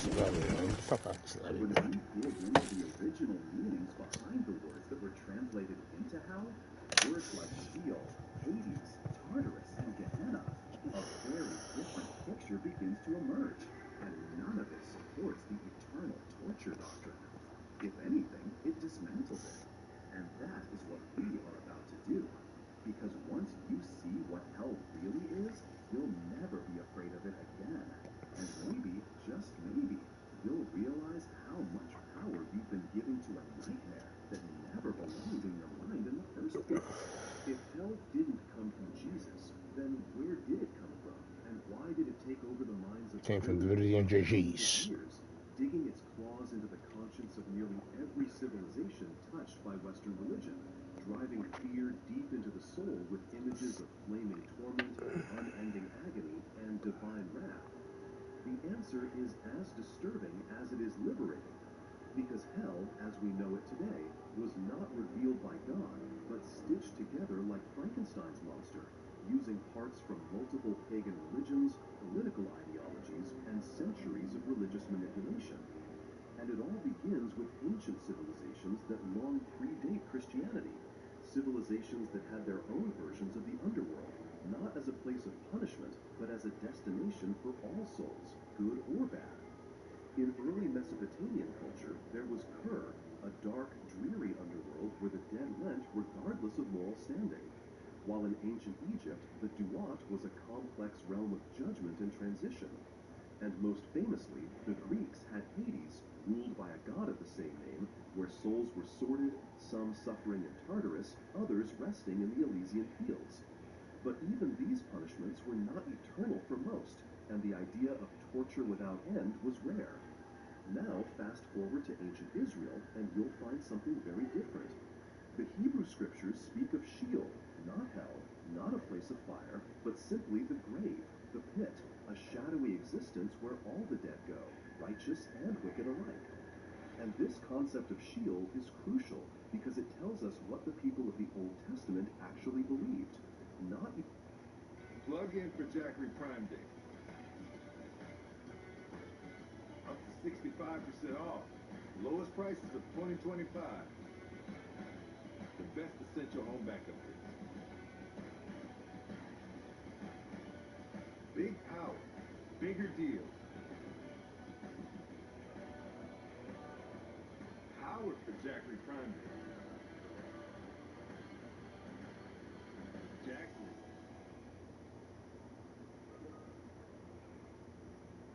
Thrill, yawn, got, tough, plus sweet, plus tasty, plus gut healthy probiotic. The kombucha man is laughing. Healthy kombucha, probiotically powered, deliciously bubbly. Not eternal damnation, not flames, but a neutral, murky afterlife. So ask yourself, if the chosen people of God didn't believe in eternal hell, where did the modern idea come from? The answer comes into view when we examine the time between the Old and New Testament, a period of intense cultural exchange where Judaism came into contact with Hellenistic thought, Zoroastrian dualism, and Roman power structures. Zoroastrianism in particular is critical, one of the earliest known religions to preach a final judgment, eternal reward, and eternal punishment, with vivid imagery of fire used to purify or torment souls. And when Persian influence mixed with evolving Jewish thought during the exile period, new theological concepts emerged. Suddenly, the idea of resurrection, judgment, and separation started to appear. Not yet as a uniform hellfire, but as justice, influenced by the good and evil found in Zoroastrian Oh yeah, theology. baby. But it didn't stop there. We come to By you the time live. Jesus was born, the world he entered was a melting pot of spiritual ideas. Now 6,000 Greco-Roman episodes of Venice philosophies, Alive. Egyptian mysticism, Persian theology, and Jewish apocalypticism all That's swirled right. together. We have And among the Jewish sects of the time, uploaded only a few 1,800 even believed in resurrection, let alone eternal episodes. punishment. The Pharisees did, the Sadducees did not, and the Essenes had their own esoteric beliefs. So again, if hell were the core of the faith, why was it so inconsistently believed even within the Jewish community that birthed Christianity? Now let's talk about Gehenna. This is the word most translated as hell in the New Testament. But what was Gehenna really? It was a literal Back in the days on the valley Boulevard outside of of England, Jerusalem called the Valley of Hinnom, a place we used to kick historically routines if the presence was associated with fitting. child sacrifice and pagan rituals. We've taken And by the control. time Jesus Exactly. Yeah, Hardcore affected me team the 5-footer. deathmatch. fires burned constantly to dispose of waste and Kick some debris. ass else to support the Sniper! 5-footer. Sniper! Not sniping on me. Historically associated with judgment, but it was not an afterlife destination. When Jesus spoke of Gehenna, he was not inventing eternal Bang, bang, bang. earthly place as a powerful symbol, warning of the destruction that would come upon those who You got flipper roll saying that. Look at the back off objects. You got him in the back off objective right there, floppy dear. Floppy dear getting that. Nice. Taking out Big Daddy. Good shit, floppy. Oh, they're trying to take out my floppy dear? Taking out my floppy dear. Floppy, baby. Good. He's right there. Right side flop. You can't flop a lot. When Christianity was adopted by Rome, Nice. Take his what?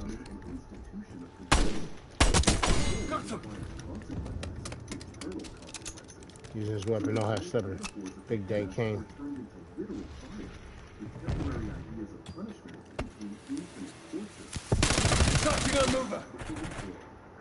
Oh, you got me nice. Enemy bang, bang, bang. So, baby, we're the best players in the leagues.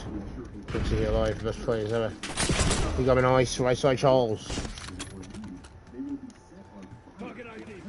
Got a target idea, Carlito. Pepito. Dame un taquito. Y un burrito. Con Juanito.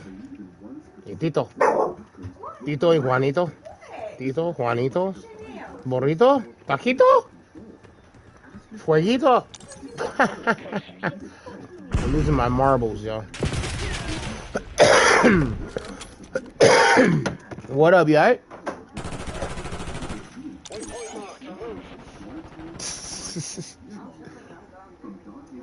I hope you are.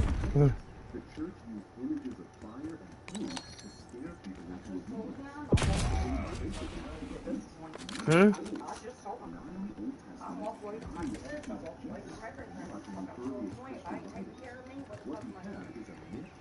Yeah, because that's what I say. And he kept trying to tell me that I didn't communicate, and it's like, you didn't communicate. You told me you were coming right back. You were taking me to dinner. You ran off with him. You know, That's wasted conversation and time, though. no, and that's what I told him. Oh, that's He told me wasted. about me not communicating. I told him. I said, bullshit. I said, you didn't communicate, but you want me to reach further, and you want me to go further.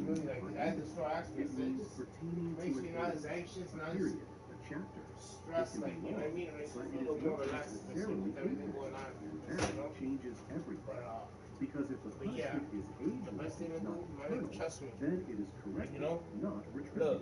that's And why when that people tell aligns me far more with the God about of these, mercy like, shit, than like, with I the understand constant it's hard, torturer. but yo, Now I look consider at, this. yo, The early church fathers, you the tell ones someone that's done closest to it. Jesus in time, I many left who everything. I did left my not believe son, in any my eternal mother, hell. my family, Figures everything, like everything, Origen, everything. I Gregory left of Nyssa, everybody. and Why you? even some early Yeah, and I've theologians done it taught too. Danny, I've done it apopatastasis, twice, and the I'm idea doubting that to do all it again. souls will Hey, eventually be if that's what restored it's to gonna God. take Yeah, to get Yes, peace of mind but and to get away the but from here's everybody, the thing. I'm Here's the about to thing. do it again. Here's the thing. Here's the thing, Ashley. Here's what I don't understand. And you're too grown and intelligent. Why do you keep dealing with this? You keep. I know they bring you these problems and shit, but yo, Ashley, stop communicating with them. Stop talking with them. It's that simple. You know what I mean? Because if you're in Ohio or if you're in Alaska, if you're in Hawaii, or if you're in Europe, right, and you're still talking to them, they're still gonna get the same reaction out of you. It does. You know what I mean? It's you has to change that. You know what I mean? Stop dealing with them. You know what I mean? Stop making excuses to deal with them. It's like you're setting yourself for failure. Stop that. Love yourself. You know what I mean? Cut them off. The bad people. Cut them off. Your son bad? Cut them off. You know how many parents cut their kids off because of the shit that they do?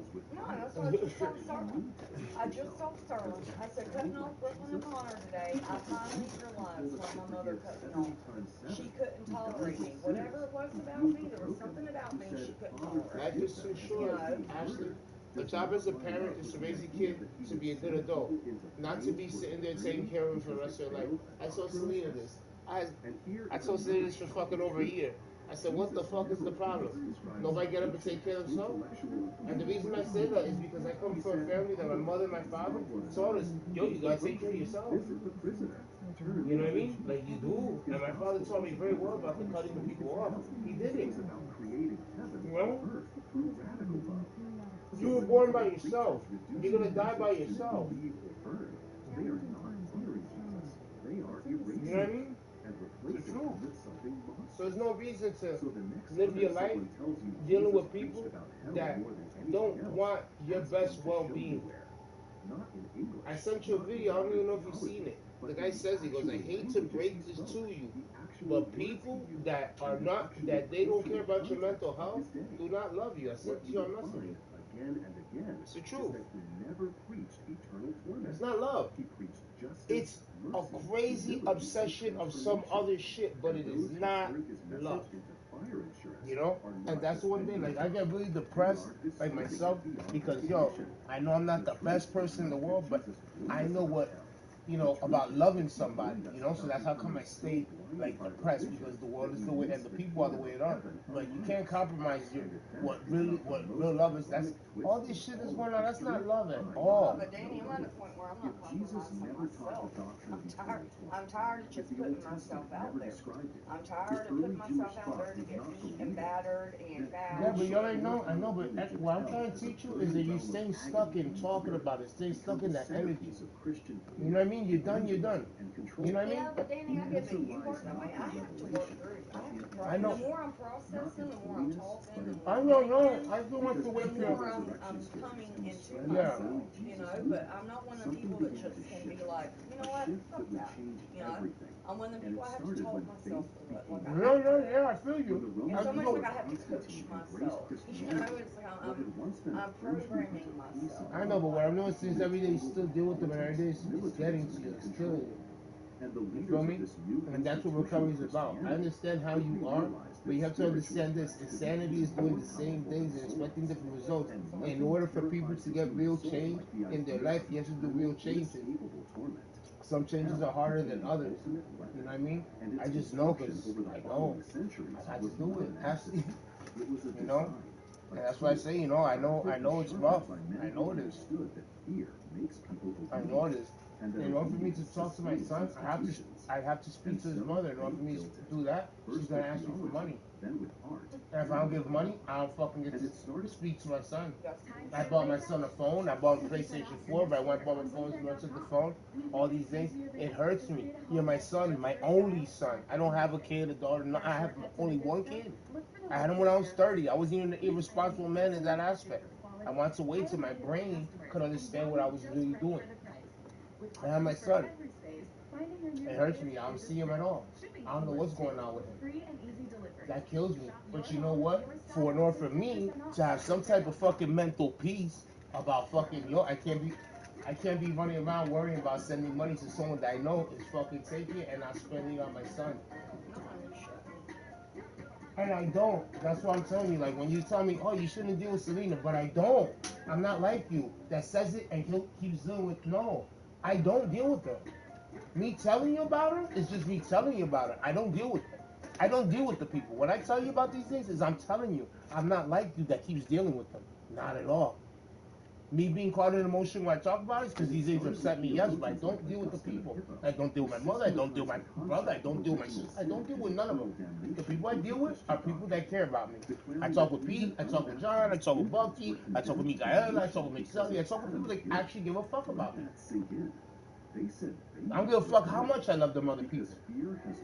Doesn't matter. There's only one life. I love my son to death, and I told him when I left New Jersey, I said, "There's one motherfucking life, and let me tell you one thing that you could take with you is there's only one life, and you're not gonna waste it for nobody, because ain't nobody gonna waste theirs for you. I'm not gonna waste mine for you, and you ain't gonna waste yours for me. It's just that real, and that's what I'm teaching you as your dad. When things are bad, they're bad. If someone wants to really be good for you, they be good for you. You know what I mean? And everyone in the situation you're dealing with is grown. We're not talking about children. We're talking about grown adults. You know what I mean? And I know it's hard, but people began to visualize hell with 9 circles, rivers of blood, burning tombs, and lakes of I don't fire. understand Not how because Jesus caring described it about that way, me but is because Dante selfish. did. I just And the don't. but church stop trying to freaking just Joe. Stop that. None. I need to. I need to try to. I It's have like to stop. you have this way of thinking like that, and it's bad for you. You know, it's like if what they say matters, what they say don't matter. No, and it don't. It doesn't You at know, all. but like that's the thing, Danny. I mean, I'm having these talks with you, but like me and him having that talk, he said things to me, and I know it's true. He told me I've had that I don't give a fuck mentality forever, you know, and I have, but it was a negative. I don't give a fuck. I'm trying to Look be who it is. positive. I feel you. I feel you. Yo, what up? Yeah, of course. Now I'm even better. What up, nigga? What up? Huh?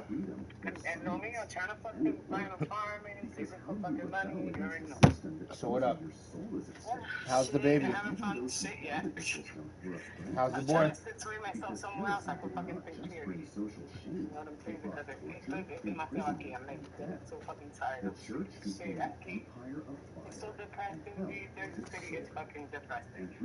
I wish you'd just come live around me already so we could go fucking chill. Take the baby, go to the beach, be fucking chilling. I know, man, I know.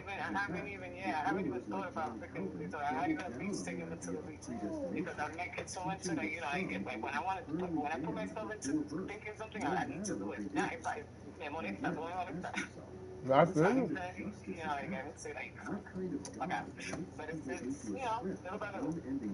I feel you. Nothing. Here talking with Ashley, eating some popcorn. Yeah, she said hello. You on speaker. We was just talking because, you know, everybody got their issues, you know, things going on, you know. So just trying to talk to her, trying, you know, talk with you. What up? Yeah. You know me a long time, Mix. You know me a long time, my nigga. You know how I am. You know? I'll tell you how it is, and it's all with love. You know, it comes from a very good place. You know. So what up, man? What's up with the boy? How's it?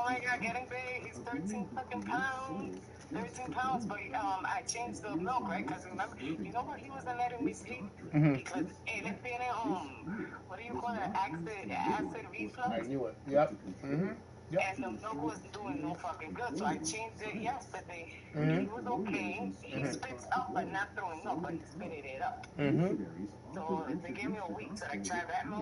Mhm.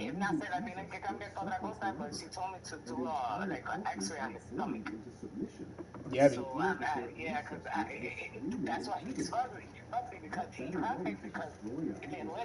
yeah.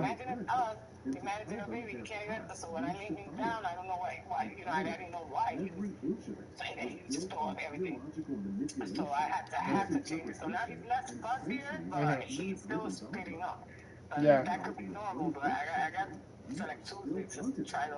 Mhm. It'll end up being alright. I feel you. Huh? Yeah. You know it's gonna be real quick. Divine? I don't. I was just telling Ashley that I don't know nothing about Divine. I don't know nothing about Divine, huh? If that nigga don't call me, he'll call me December 20 something before Christmas. Talk about that. I love you. And I tell him, fuck you. I tell him. You give a fuck. I tell him, fuck you, nigga. You know what I mean? Like what he called me when he called me the last time he asked for money, he's like, oh, he goes, how come on your voicemail, your voice machine, it says you don't have no family? I said, because I don't. He's like, I'm your family. I said, no, you're not. You're my son, but you ain't my family. You ain't my family, nigga. You're my family, you call me. I already explained to you. I told him, I said, you're not stupid. I said, you're fucking 15. You understand when I tell you that, yo, I am not giving money to your mother. You know what I mean? So you call me and you don't call me and you want to call me and still ask me for money. Nigga, fuck you. What the fuck you think this look like? Nah, Bob, you got me fucked up. I love you, but nigga, you ain't gonna play me. If you love me, you're not gonna fucking play me. You feel me? It's the mom, that's why, it's the mom. Yeah, but it's the mom my ass, bro. It's the mom and him. Because after a while, it's yo, is no longer her. Yeah, no, mom, yeah, because she raised them like that, you know. Yeah, but it's 2 fucking years, wow, shit, damn, that shit flew. Yo, and I was telling. I haven't seen him as a baby, I remember when he was a baby. Yeah, mama. She's yo, my nigga, and that's the thing, and that's what I told Melissa. And I said you condone all bad with him because the only reason he didn't want to live with me is because I'm fucking disciplined. So you're the one who had her good. Shit, if it wasn't because of you, it would have been nothing, no apartment. She would have been Yeah, all fucked up. Pero he does, and I tried to tell him that, and I showed. And when I got to Jersey, I told him. I said, look, I said, don't you see your father got a job? He got his own place. He just came from Florida, nigga. I said, how come your mother's still living with her fucking family? Why? What the fuck? I said, yo, why don't you understand what I'm telling you? I'm only telling you because I love you. because I thought she moved over there, but wasn't she over there? They finally, she went to the program I told her, and then she got like a place in Hackensack. That was the last thing I know. But the last thing I heard, she was living with Dago, so she's living with Dago. She probably, I don't know, she always got to live with people in their families, because, you know, being responsible is too much. You know? She's the worst, bro. Huh? Yo, man, this is the worst, yo. She's so stupid, bro. And that's what gets me so mad.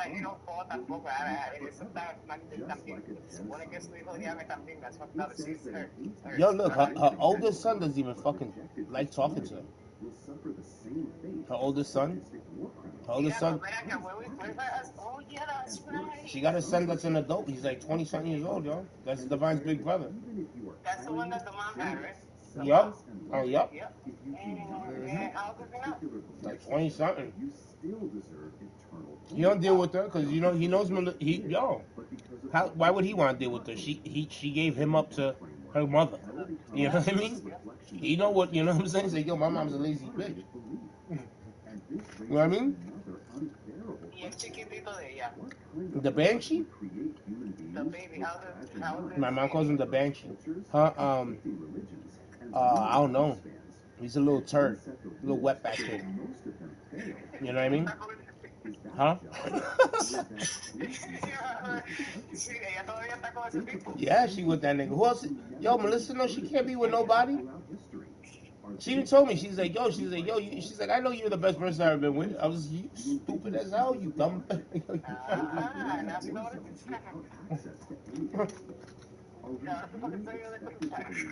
know what I mean?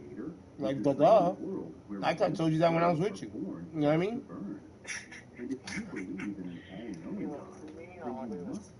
Because they're not bad people. And that's the thing. And that's why I can't talk with Melissa either. Because she know that she start with all this, that. Then next, you know, I'm trying to send her money. I'm like, fuck you. Nah, you ain't gonna get me with the okey doke. I'm good. You feel me? You ain't gonna get me with the okey doke. She know what happened. She put me on child support. Is that she can't do it. You can't put me on child support. Why would you put me? I pull up every fucking penny I've ever sent you. I pull up every conversation, every penny, everything I've ever done. I pull up everything. I already told her in court. In court, she said it in court. She said, she goes, when I told her, I said, and I told her, I said, don't be calling me, asking me for no money, because I already give you enough money. And she told the lady, she was like, nah, Danny always gives me. Yeah, you fucking right, bitch. You crazy? I always gave money. Always. That's all I did. That's why I worked, Thank God you didn't have to enough make to sure I give can her. always give money. And it's like, nah, bro, you ain't getting me like that no more. I'm not like that. Nah, you can't take me for a ride. Can't do it. Can't do it, man. With me, no. But she don't come with the truth.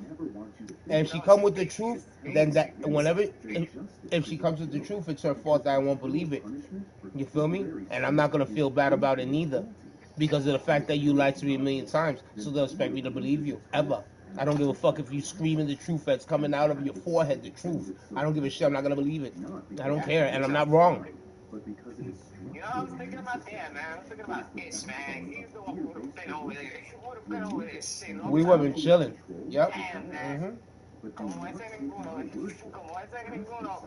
He would have loved it. Pasa. Damn, man. This was the shit, bro. I know it's been like for that 15 years, like 15 14 years, years. 13 years, right? Yep. Yep. Look, Ashley, one night I was playing fucking video games, right? With like my big brother. He's like my big brother. My right hand man, she tell you. Since I was young. He goes home. I get called the next day like 7:30 in the morning to go wake him up. Because when he would sleep, you couldn't wake him up. Because he'd be out. He had like narcolepsy. And then when I started getting my clothes on, they said, don't come, he's dead. He fell deep in the sea. Yeah. His heart. While he was sleeping, he cut off his air patch and just died. His girl was there, right? His girl was right. Yeah. His girl the one who found him. Yep. Yep. We were supposed to hang out that night. Mm-hmm. Yep. Oh my God. Yep. And then David asked me if he was taking pills because they found the fucking half of an Oxycontin in his pocket, but that was because I had just gave it to him. Oh, shit. But he didn't take pills. I gave it to him that night because he, huh? What? Yeah, no, pero que no hacía nada. Nah, he didn't even take that pill. He didn't take that pill. They found it in his pocket, and they asked me, and I told him, I said, nah. Had asked me if I had anything that could help him sleep if he needed it. You know what I mean? But it was in his pocket, the same shit I gave him. He didn't take it. You know what I mean?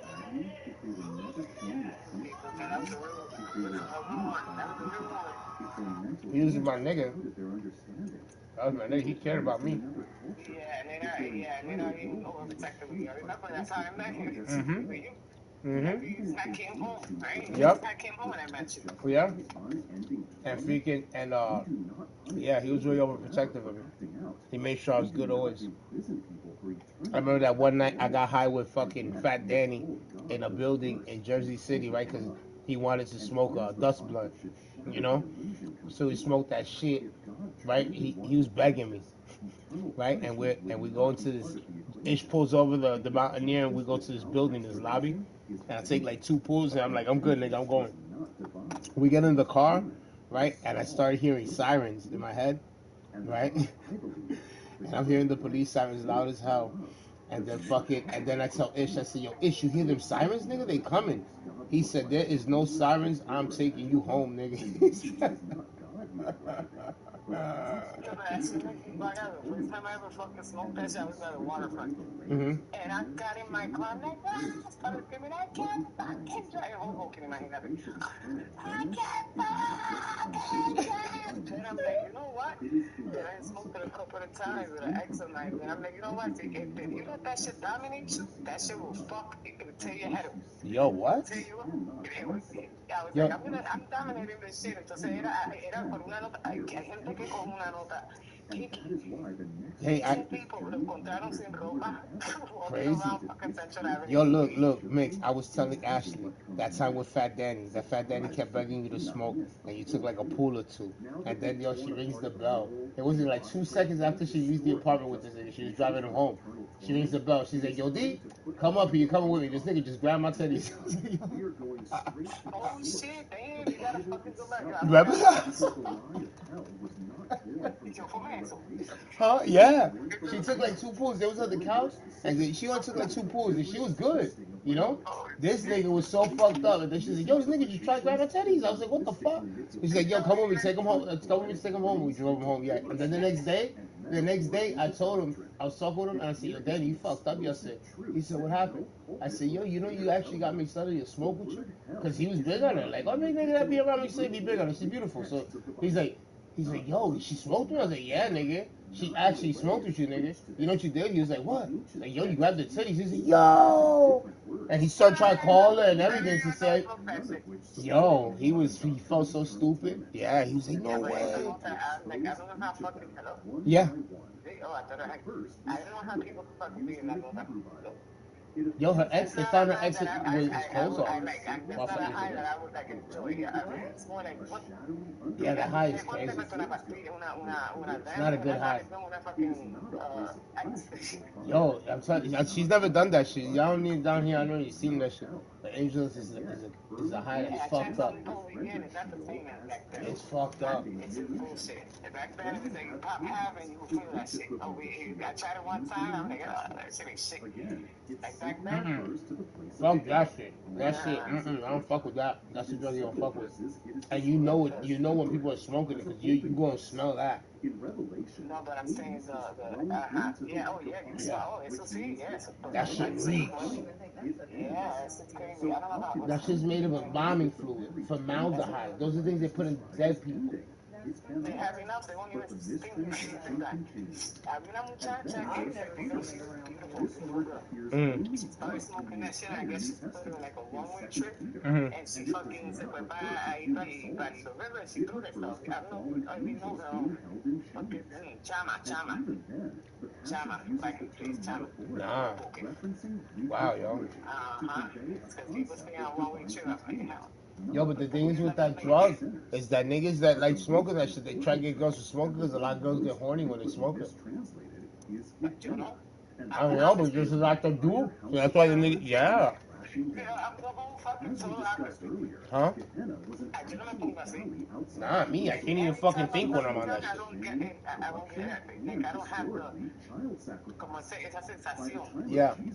It's not even a thought in my head when I was on that shit. I'm like, that's the last thing I'm thinking about is sex. I'm like, what? I'm thinking about how am I walking? Am I even walking? Because that drug makes you feel like you ain't even walking. It makes you feel like you're floating. You're trying to walk and you can't. Yo, I'm telling you. Yo, I was smoking one time with these niggas in Jersey City, and I was with this Latin King nigga. He had like braids, long braids. And every time he said, yo, we can't stop walking. I said, why? He's like, yo, because if I stop walking, I'm gonna look crazy. So it was the truth. We stopped walking. He started jumping up and down like a fucking frog. And I said, what's wrong? She said, yo, I can't stop. He said, come on, can we keep walking? And then we kept walking. I was like, yo, that's crazy. Yep. Yo, it's a crazy drug. I don't know. My ex is still smoking, man. I'm like, how the fuck I don't know how people want to feel like that. Why? Yo, but look, Ashley, that's what I tell you. The problem with, that's what I say. You pretty women. Look, you're pretty. She pretty. Y'all people fuck with the most crazy people. Look at her ex fucking running around butt naked, smoking dust. This girl, yo, you gotta like bing bing. You gotta hit her with the head, or boom with a bat, cause she doesn't think right. Yo, for real, y'all got issues. That was back then. That was back then. A mí no me cogen en ese show, man. A mí no me cogen. Aquí lo que hay un montón de locos. Hoboken, they're all fucking dust. That's where all the dust. Never told you about Hoboken? A little area in Hoboken. I was telling Ashley because she's never been up there. And I was telling her, like, Hoboken, you know, you got all the yuppies, all the rich people on one side, then you got the little corner where the projects are. You got the fucking, right there. I was just over there before because like, daughter's godmother, she lives, it's $1,000. But tell me no, but Hoboken's beautiful though when you go on the beautiful on the other side, yeah. Yeah. You don't even want to leave. You take your time walking on the little. She's never been out here? Nah. She's been to Ohio, but she's never been up there. No, but Ohio's different, yeah, ain't nothing like where we from, yo. I don't give a fuck what anyone say. Ain't nothing like where we from. It's nothing like it. There's nothing like it. New York right there, Manhattan, you know, it's the capital of the world. You know what I mean? It still is. Huh? So many fucking years, it's like, yeah. It's like fucking shit. Yeah. But it's different than here in the aspect, like, here is small. So you have people up there, you know, that stay there, you know, a while. But you have people there, you know, it's not like here, like, you know, they'll be there all their life. And you'll be like, you've been here all your life? I've never seen you in my life ever. You know what I mean? Because you know so many people is yeah. And over here, like aquí la Yeah. vida, like everybody's like fast living. Over there is more laid back and stuff like that. Like in Florida is more much laid back than over here. Yeah. Over Everybody's there like is quick. got a fucking attitude. You fucking this, that, and you fight It's for quick. everything. It's like Everything's quick. Yeah, quick, quick, quick, quick, quick. Everything fast. It's quick. yeah. Mm-hmm. And that's the fucking problem. Mira, para yo mudarme de sesión 8 es un problema también. Yeah. I have to write the fucking letter, right? Uh-huh. 30 days before. Y entonces, within those 30 fucking days, I gotta find an apartment. And if I don't, I can do my section. Es una cosa loca. That's what I've been thinking. But here's the thing, here's the thing, here's the thing. You play it smart. You play it smart, right? You start looking and you talk. If you talk with the, you know, if it's like the owner that's renting it, you know, or if you go to a property management company, I tried that, and like, there's nobody's gonna wait for you all the way until September 30th. Like that's when the time gets closer, what you do is you be smart. Look, there's JWB. There's a bunch of property management. That's a property management that rents out a bunch of houses. They rent houses in Florida. You get in contact with them and you talk with them and you tell them what you're trying to do. You know what I mean? They're all about money. You know what I mean? Like I tell you, you're not the first person, because she's trying to see how she can do to move her Section 8 to Florida or to wherever she want to go. You know what I mean? I'm telling her, like, yo, you're not the first person to do it. Don't come to Baker County. Florida's alright. It's cheaper than fucking most places. Había una mujer que hizo lo mismo and she ended up coming, Yeah? taking all this shit and coming right back over here. I'm just Anyway, la cosa es, you know, having somebody, you know what I'm saying? I'm gonna make that move. No te preocupes, calladita. Yo, let's go to Cali. Para que me caigan bien. First of all, I have como You want to go to Cali? Let's go to California. Yeah, that shit's expensive out there. No, but look, listen. You gotta remember. So look, everything be a blessing in disguise, right? So, like for me, right, with my condition, right, I go to San Francisco, I'll be chilling. Because San Francisco has luxury care for people with my condition, and the most social services in the nation is going to be in California. So even you, Section 8, all that is the most social services is California.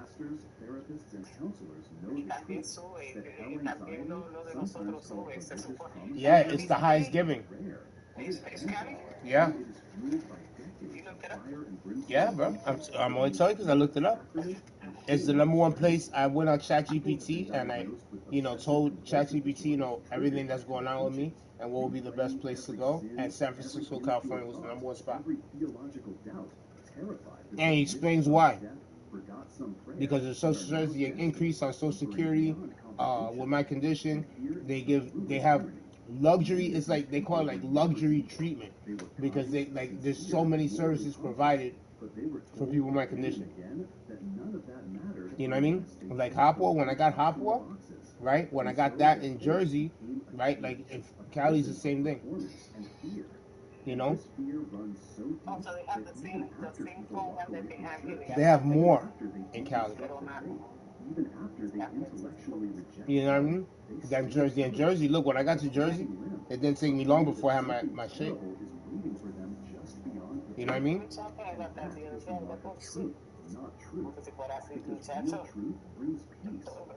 you got it like in 2 months, right? 2 months right after. It took me it took like 4 months. The program down in Jersey City, right? Yeah, I went to the program in Jersey City. That was that program. But when I got my Section 8, I got it from the state because I wrote to the state and I told them. I said, I got this condition, I got my and I'm undetectable. So I'm living here with these people and it's COVID and everyone's either an alky with tuberculosis or a heroin addict with some crazy shit or something's going on in here and I'm sleeping amongst these people and I go to the gym, I have a job, and they tell me I gotta sleep here so I can get Section 8. And then they wrote me back and they were like, nah, the head of it was like, no, he's like, I'm gonna send you your papers, you'll get your voucher in a couple of days, and then like a week later, it's for the Section 8 voucher. And that's how I got that. You know what I mean? Because I didn't keep my mouth shut, because I thought it was wrong, because it was wrong. I knew it was wrong. I was like, there's no way in the world you're gonna tell me someone like my condition is gonna. You're gonna tell me I gotta live around amongst these people that Lord knows what they got, and I have a compromised immune system. You're gonna what the hell? Crazy? Yeah, you make it out. Yeah, that's you make it out of sense. Yeah. Yeah. And then that was New Jersey, the state of New Jersey. And then that's me. Stop. That's me. I can't tap nothing with her. She go crazy. So and then that was the state of New Jersey. And then the program, like 2 months after I got my voucher, I was already in the apartment. The program from 39th Street, they called me to tell me to come get my voucher. The program from Jersey City, I mean. And I was like, and I told the lady, I said, come get my voucher. I said, ma'am, I already got a voucher from the state of New Jersey already. You know what I mean? She was like, well, we still have your voucher here, so if you need it, you can come get it. And then Luz, Luz, La Rubia? Luz, you don't know Luz? The little short girl with the blonde hair? She drives Meals on Wheels? Luz? Yeah, she used to live right there by First Street, like in the projects there in Union City. I know you know Luz. You gotta know Luz. She's always with the nails and bien bonita, gordita little short girl, but she swings it both ways. You see her with like a nigga one day and like a bow dagger the next day. For real. She like you, yo. She cool as hell, that little motherfucker, yo. That's why I figured you would know her. No, not Nancy. Luz. She's fucking cool. She's cool. Little fucking short girl. She cool as hell. She smoke mad weed. She cool. And she work a lot. She works a lot. She does. Yo, she work. And when I used to hang out with her, I ain't gonna lie. When I used to hang out with her, she was always about pushing. She'd have me. Yo, one time she had me all the way out in Jersey City, so we was working a golf tournament. And I said, God, you got me out here. We was working in these fucking uniforms doing a golf tournament. I was like, you got me. Yeah, she was like, yo, but D, we gotta be about this grind, And that's what we would always go. We'd be high as hell, but we'd always go working. I go help her work. She help me work. We do all types of shit. That girl used to be all about working, yo. And then she's like, if me and you got together, we would be good. I was like, yeah, but you go both ways, bitch. You know what I mean? I'm like, I'm like, it's not even you confused. I'm like, yo, because when I met her, she kicked it to me. Like, she was like, yo, we moving, and she had a girlfriend and a boyfriend. You know what I mean? Typical Union City. Typical Union City, She's short. She lives in 3rd Street. She used to live in 3rd Street. 9th Street, I think. Ella es bien bonita, una rubia con pelo. Yeah. Yep. She's cool, a little short girl. Yeah, I think I know her. She's cool as hell. I love the girl to death. We used to go to the crib. I go to the crib and I hang out with her and her bow dagger friend. She had like her man was I call her man because it was a girl, but she was like a dude. You know what I mean? Like that motherfucker act too hardcore. You know how the motherfuckers be? They be trying too much. You know what I mean? You know what I'm saying? Like, she was looking at me and George, I called her, I said, yo, look, I'm with George. We're gonna pass by the house when I smoke. She's like, yeah, I'm cooking. You wanna eat? And she cooked some banging shit, And we went there, and I told George, I said, watch, her girlfriend's gonna look at us and she wanna kill us. And she did. I said, what's wrong with this bitch? She's looking like you. I'm like, yo, don't you see, obviously her friends. Like, well, obviously her friends, yo. Who else would put up with this shit with you? But, I mean, I gave her a fucking bag, I gave her a fat bag of weed once for her birthday. To her, to her girlfriend. And she was like, yo, thanks, yo. And I'm looking, and then I just laughed because I said, man, bro. There always some skinny, she always gets these skinny motherfucking dykes that they got the fucking hat, it was a skinny one, yeah. I think that's one of the chicks that I fucked up one time. Probably. I think that's one of the chicks that I fucked up one time in the hub. I was in the bar and she pulled out in a BMW. La muchacha esa luz que tú dices, she lives in 9th Street. In 9th Street, that's what she lives in. I think. Well, no, she used to grow up. She lives in Jersey City now. She lives in the Heights. She has a height. She has a house in the Heights. She got Section 8. She got, she got the program, all that shit. Hold on. Yeah. It's funny actually because this girl knows when I fucking went to go look at my apartment in Jersey City, right? It was all fucked up. So when I fucking, like, I opened the door and I was like, I said, oh, hell no. I ain't getting this shit. And I was fucked up, right?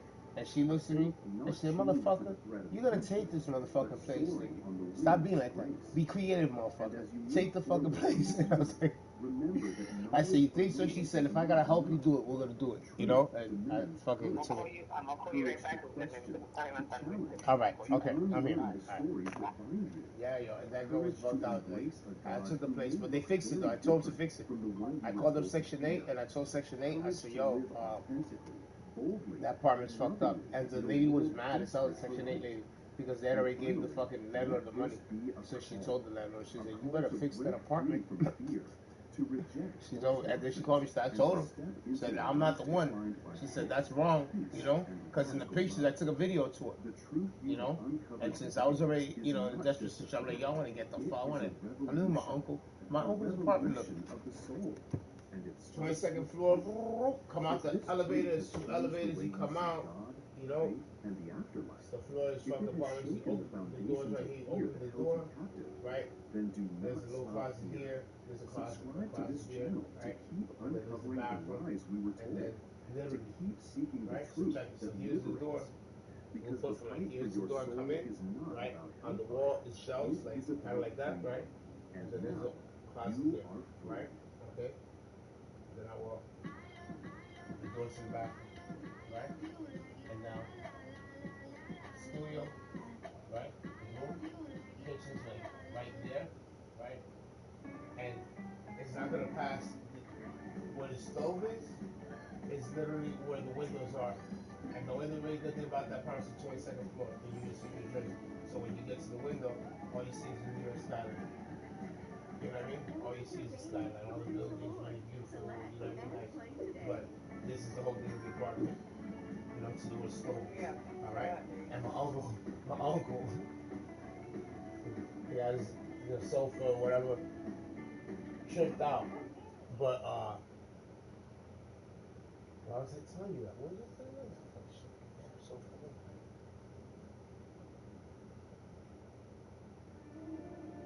But yeah, so that's what I was telling you. That's what I was telling you. Because fucking that spot was so fucking small, you know, and I'm staying in there with him, you know, and yo, I want to say that I'm giving even more space by saying the windows that could. Yeah, I couldn't do it. It was me and him, but you know, it was just him there. I was just staying with him because I had to get a place, you know, wait to get a place. But that shit used to be crazy. You know, and I couldn't do it because living in that apartment, that it was a studio apartment. Like, you come up the stairs on the side, and there was one door, and then past that door there was more stairs that went up, and then there was that door, and then the stairs went straight down. But if you walked in the first door, let's see, Some energy came our room was about from that wall to that wall. But then you had the sink and the shower, and there were stairs that led up, and it took you into the kitchen where everything was at. But what I didn't like, the bathroom was in the kitchen. But if this biblical and there was no door. So you'd be cooking and he'd be in there shitting and you could smell it, you know, and it's like I couldn't take it. And it's like, dude, I've never seen someone put a bathroom in the kitchen. And I mean, it had an opening, you know what I mean? Like it had an opening where the toilet was at, but the toilet faced the stove, so it was just weird. He'd be in there shitting and I'd be in there cooking. It's like, dude, this is so awkward. I'd be in there using the bathroom and he'd be in there doing something, and it's like, dude, this is just, I don't like this shit at all. Don't get me wrong, like, you know, like, because that building, it's 23 floors. So there's one more floor above, you know, it's for older people, you know, the building, and extraterrestrial technology to do this. You don't understand. They had 2 elevators. Picture this, 2 elevators, right? Once again, 23 floors. Each floor has 1, 2, 3, 4, 5, like 6 apartments on each floor. 23 floors, right? All old people. You know how many times when I was staying there, right, that the fucking elevator would go out? Oh, fuck that. So you only got 1 elevator? And Yeah, if, no, fuck now that. this I is ain't now walking this is an 22 old flights person's of building. Picture this. stairs. This is an old person's building in Union City. It's one of the most highly densely populated cities in America for its space. So you're You telling got me these old people were walking 22 yeah, flights? and these are Spanish old people. So you know what they like to do? They're not like us. You know, they'll be like, like we just sit up in the crib. Now these are Spanish old people. The kick of their day is they're going downstairs and go talk shit all day. You know what I mean? The Cubans, they talk old Spanish people. They love sitting down outside and just talking shit all day like this with coffee or whatever, all day just talking shit. And they do it a lot. You walk all over where I'm at in the morning, you'll see old people everywhere outside with their coffee just talking mad shit. You know? So they want to go up and down, up and down. Then you got so many medical services, care services, going one elevator, 23 floors. I remember I would come back and I have my bike. I have this bike and I want to go up to my uncle's. And I look in the fucking hallway, and you know what the fuck that should have been? So that was what, like 130 apartments? Skyrise, it's a highway, yeah. Fuck that, dude. Yeah, that I shit. don't want to live that way. But it's the apartments. There, my grandmother lived there originally by herself, So then when she got sick, my uncle came to stay with her. He gave up everything he was doing to stay with her. And then when she got put into the home, he stayed there, and they just gave him the apartment. You know what I mean? And but my uncle too, look, stubbornness. There's no reason why I can't. I love my family. We don't agree on almost anything. He's a stoner. But I told him when I got up there, they told me, tell your uncle, right, to go with you and the two of you, right, because he has his apartment. You get put on his lease. You have SSI and disability. They'll get you They'll give you a two-bedroom apartment, and they'll charge you 30% of whatever your income is. You know what I mean? Like the same Section 8 section. So I told my uncle, I said, yo, let's just get an apartment, you and me. I said that'd be the wisest. And me, in my head, I'm like, I might as well, because he's old as hell. He talks to himself, is kind of crazy already, going senile. I said I might as well be around and help take care of him. You know what I mean? While he gets old, because he took care of my grandmother.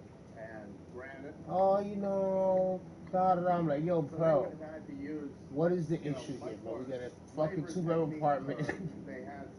He didn't want to listen to me. And I said to myself, I can't deal with you if you're going to listen to me. This is only good for both of us. You know what I mean? I said me because you're my uncle. I love you. We smoke weed. We bug out.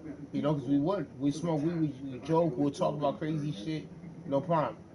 Two things we can't get along. He's a Democrat, but he's a blind Democrat. You know what I mean? He believes the news. He's one of those. He really believes the news. I don't even watch the news. And he always brings that shit up. He knows I don't support that shit, so that's a problem. And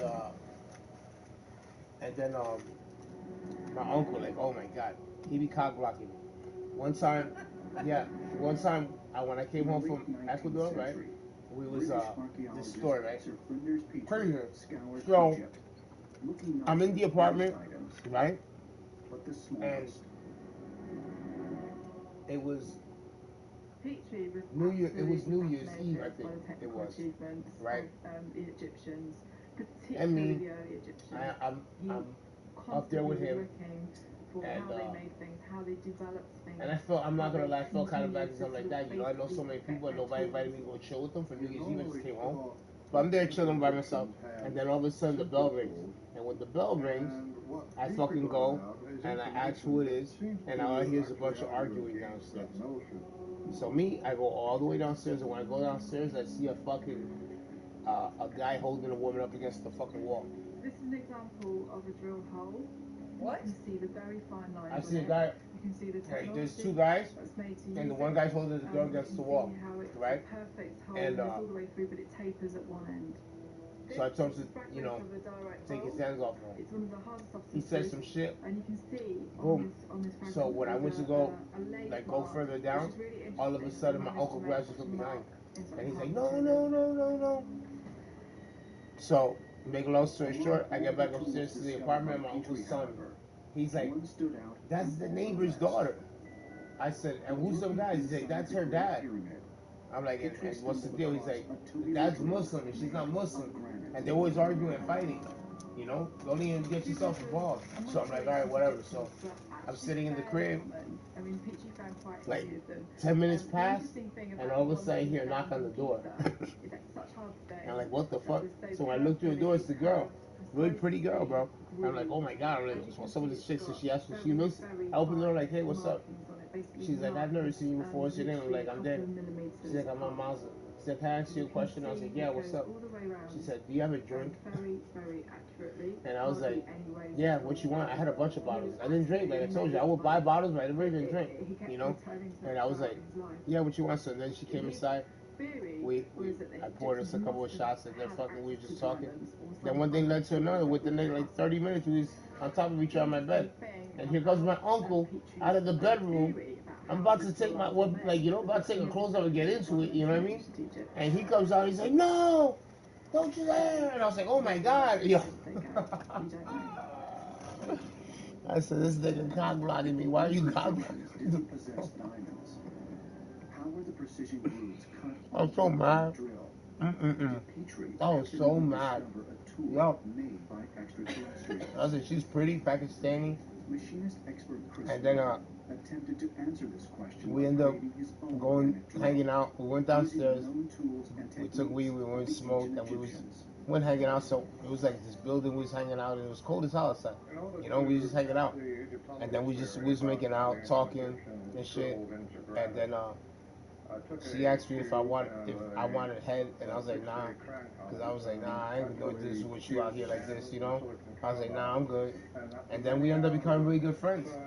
And she was actually a student of Ohio State University. She studied psychology. She came back up to live with her mother for a while, and she's like, her father. She's like, I ain't a Muslim. You know what I mean? And then she started going out with Carlito. And then we was like the Three Stooges everywhere. We could go everywhere. Like, I mean, bars like crazy. We go everywhere. That's back then when I was drinking. I mean, we went to this one place, and they had that if you got downstairs, if you got there before 10, you didn't have to pay to see the live performance of the bands, you know. But if you got there after 10, you had to pay to get in, you know. So we'd always get there before 10, you know. And then we go downstairs, we had like the food, and they had the band playing music. And there was this one band came there, and the girl was singing this song, and I was so ripped. And I was singing the song loud as hell. And the whole time the girl singing the song, she was like singing it, and she starts looking, and she's singing it to me, right? And I wasn't paying attention. And the mouse goes, yo, she goes right here, she goes, stop doing that. I said, doing what? Say, look. And like, I look up, and they go staring at me, singing the song, right? But it was like all good, you know what I mean? And the people are looking, and everything. She said, you ain't even paying attention. I was so drunk. I was like, nah. And she was like, yeah. She's like, why don't you go talk to the girl? I was like, nah, she's like, yo, she stirred you the whole time. I was like, it's like she was singing to you. I was like, wow, all right, cool. Yeah, but I didn't talk to her. Wow, because you were so drunk. No, I just thought to go because I thought she was too pretty. I was like, she's too pretty. Yeah. I was like, yo, stop being like that, dude. I've always been like that. She's like, stop being like that. I was like, oh, God. We used to have a good time. We went to this place, there used to be this place in Manhattan, it was called Porky's. And they used to do a lot of birthday parties. We used to do a lot of birthday parties there. There used to be a radio station. They used to go there a lot for the birthday parties. And they used to do these fish bowls. The fish bowl. And it was like $15 or something like that for this fish bowl. It was filled with liquor. It was a fish bowl. That's all they would serve was this fish bowl. And they were filled with liquor. Like mixes, different mixes. And I remember I was like, yo, my cousin's having a party. She had like all these really fucking pretty, like, you know, packy cousins and shit. They were like, they weren't like, you know, the traditional packies. They were like her brother was a thug packy. I never seen thugs playing cricket. You know what I mean? But until I met him, you know what I mean? And there was like, you know, but we went there. Never forget that we got to that point. There was so many people there, right? And we got a fish bowl, and I believe my son's mother was with her too, because we used to take her everywhere too. When I got with her, my mom used to be like, yo, make sure you bring Melissa. Make sure you bring Melissa. Want Melissa to be my friend, blah blah. And that's the funny thing though, because like every girl that used to bring around my son's mother, they used to tell her, so they used to try to make her friends, you know, because they'd be like, yo, they used to feel bad because she was so heavy too, and they'd be like, eventually this girl be having low self-esteem. But you know what I mean? They used to be like, yo, but you got a nigga that's like But I had low self-esteem. But all my friends used to tell her, like, "Yo, your man is like so ripped, and you know, be a little more, positive about yourself." You know what I mean? And we would go and we went, and the fucking fish bowls. There's so many people, and I don't know what happened. I got like we got like 2 fish bowls, and I took like 4 pulls of like sips because they give you big straws, to fill with the fish bowls. I took like 4 big pulls. Next thing you know, someone's dancing and they're handing me their fish bowl while they're grabbing my fish bowl, and like your fish bowl be gone. And it didn't matter because there was a fish bowl coming to you. I swear to God, I never seen nothing like it. There was so many people there dancing and everything, and everybody's gonna be passing fish bowls. Wherever your fish bowl you have, it's gone. Once it leaves your hands, it's gone. You ain't getting it back. It's going somewhere. I'd be looking at people crazy, like. Nah, it was the vibe though. The vibe was all love because everybody's like, yo, here, take this one, give me this one, because they're all like different mixes. So it's like, yo, give me that. Ooh, here, try this. Boom, let me get that one. Boom, and everybody's dancing. That's how it was the whole night. I loved it. I was like, this is dope. I was like, this is I'd dope. still be weirded out though, like, no, this is my fish bowl. We used to go to a fat. Let's see if they have it still. It's called the Fat Black Pussycat. We used to go to Fat Black Pussycat a lot too in New York. Let's see. I show it to you. It was a cool place. Let's see if I can show it. Fat Black Pussycat. We used to go there a lot. I love the place. That place was cool. More complicated gear. The area too. The area was dope. Like like where these things and were. it's found to be dated, I think, like 200 BC. So it's really an anomaly as to who could have created that and what it's being used for. When archaeologists first started examining this thing in the 1950s, they said that they never could conceive of the ancient Greeks having such complicated machinery. And in fact, they said this was tantamount to finding a jet airplane in the tomb of King Tut. We just go the Fat Black Pussycat.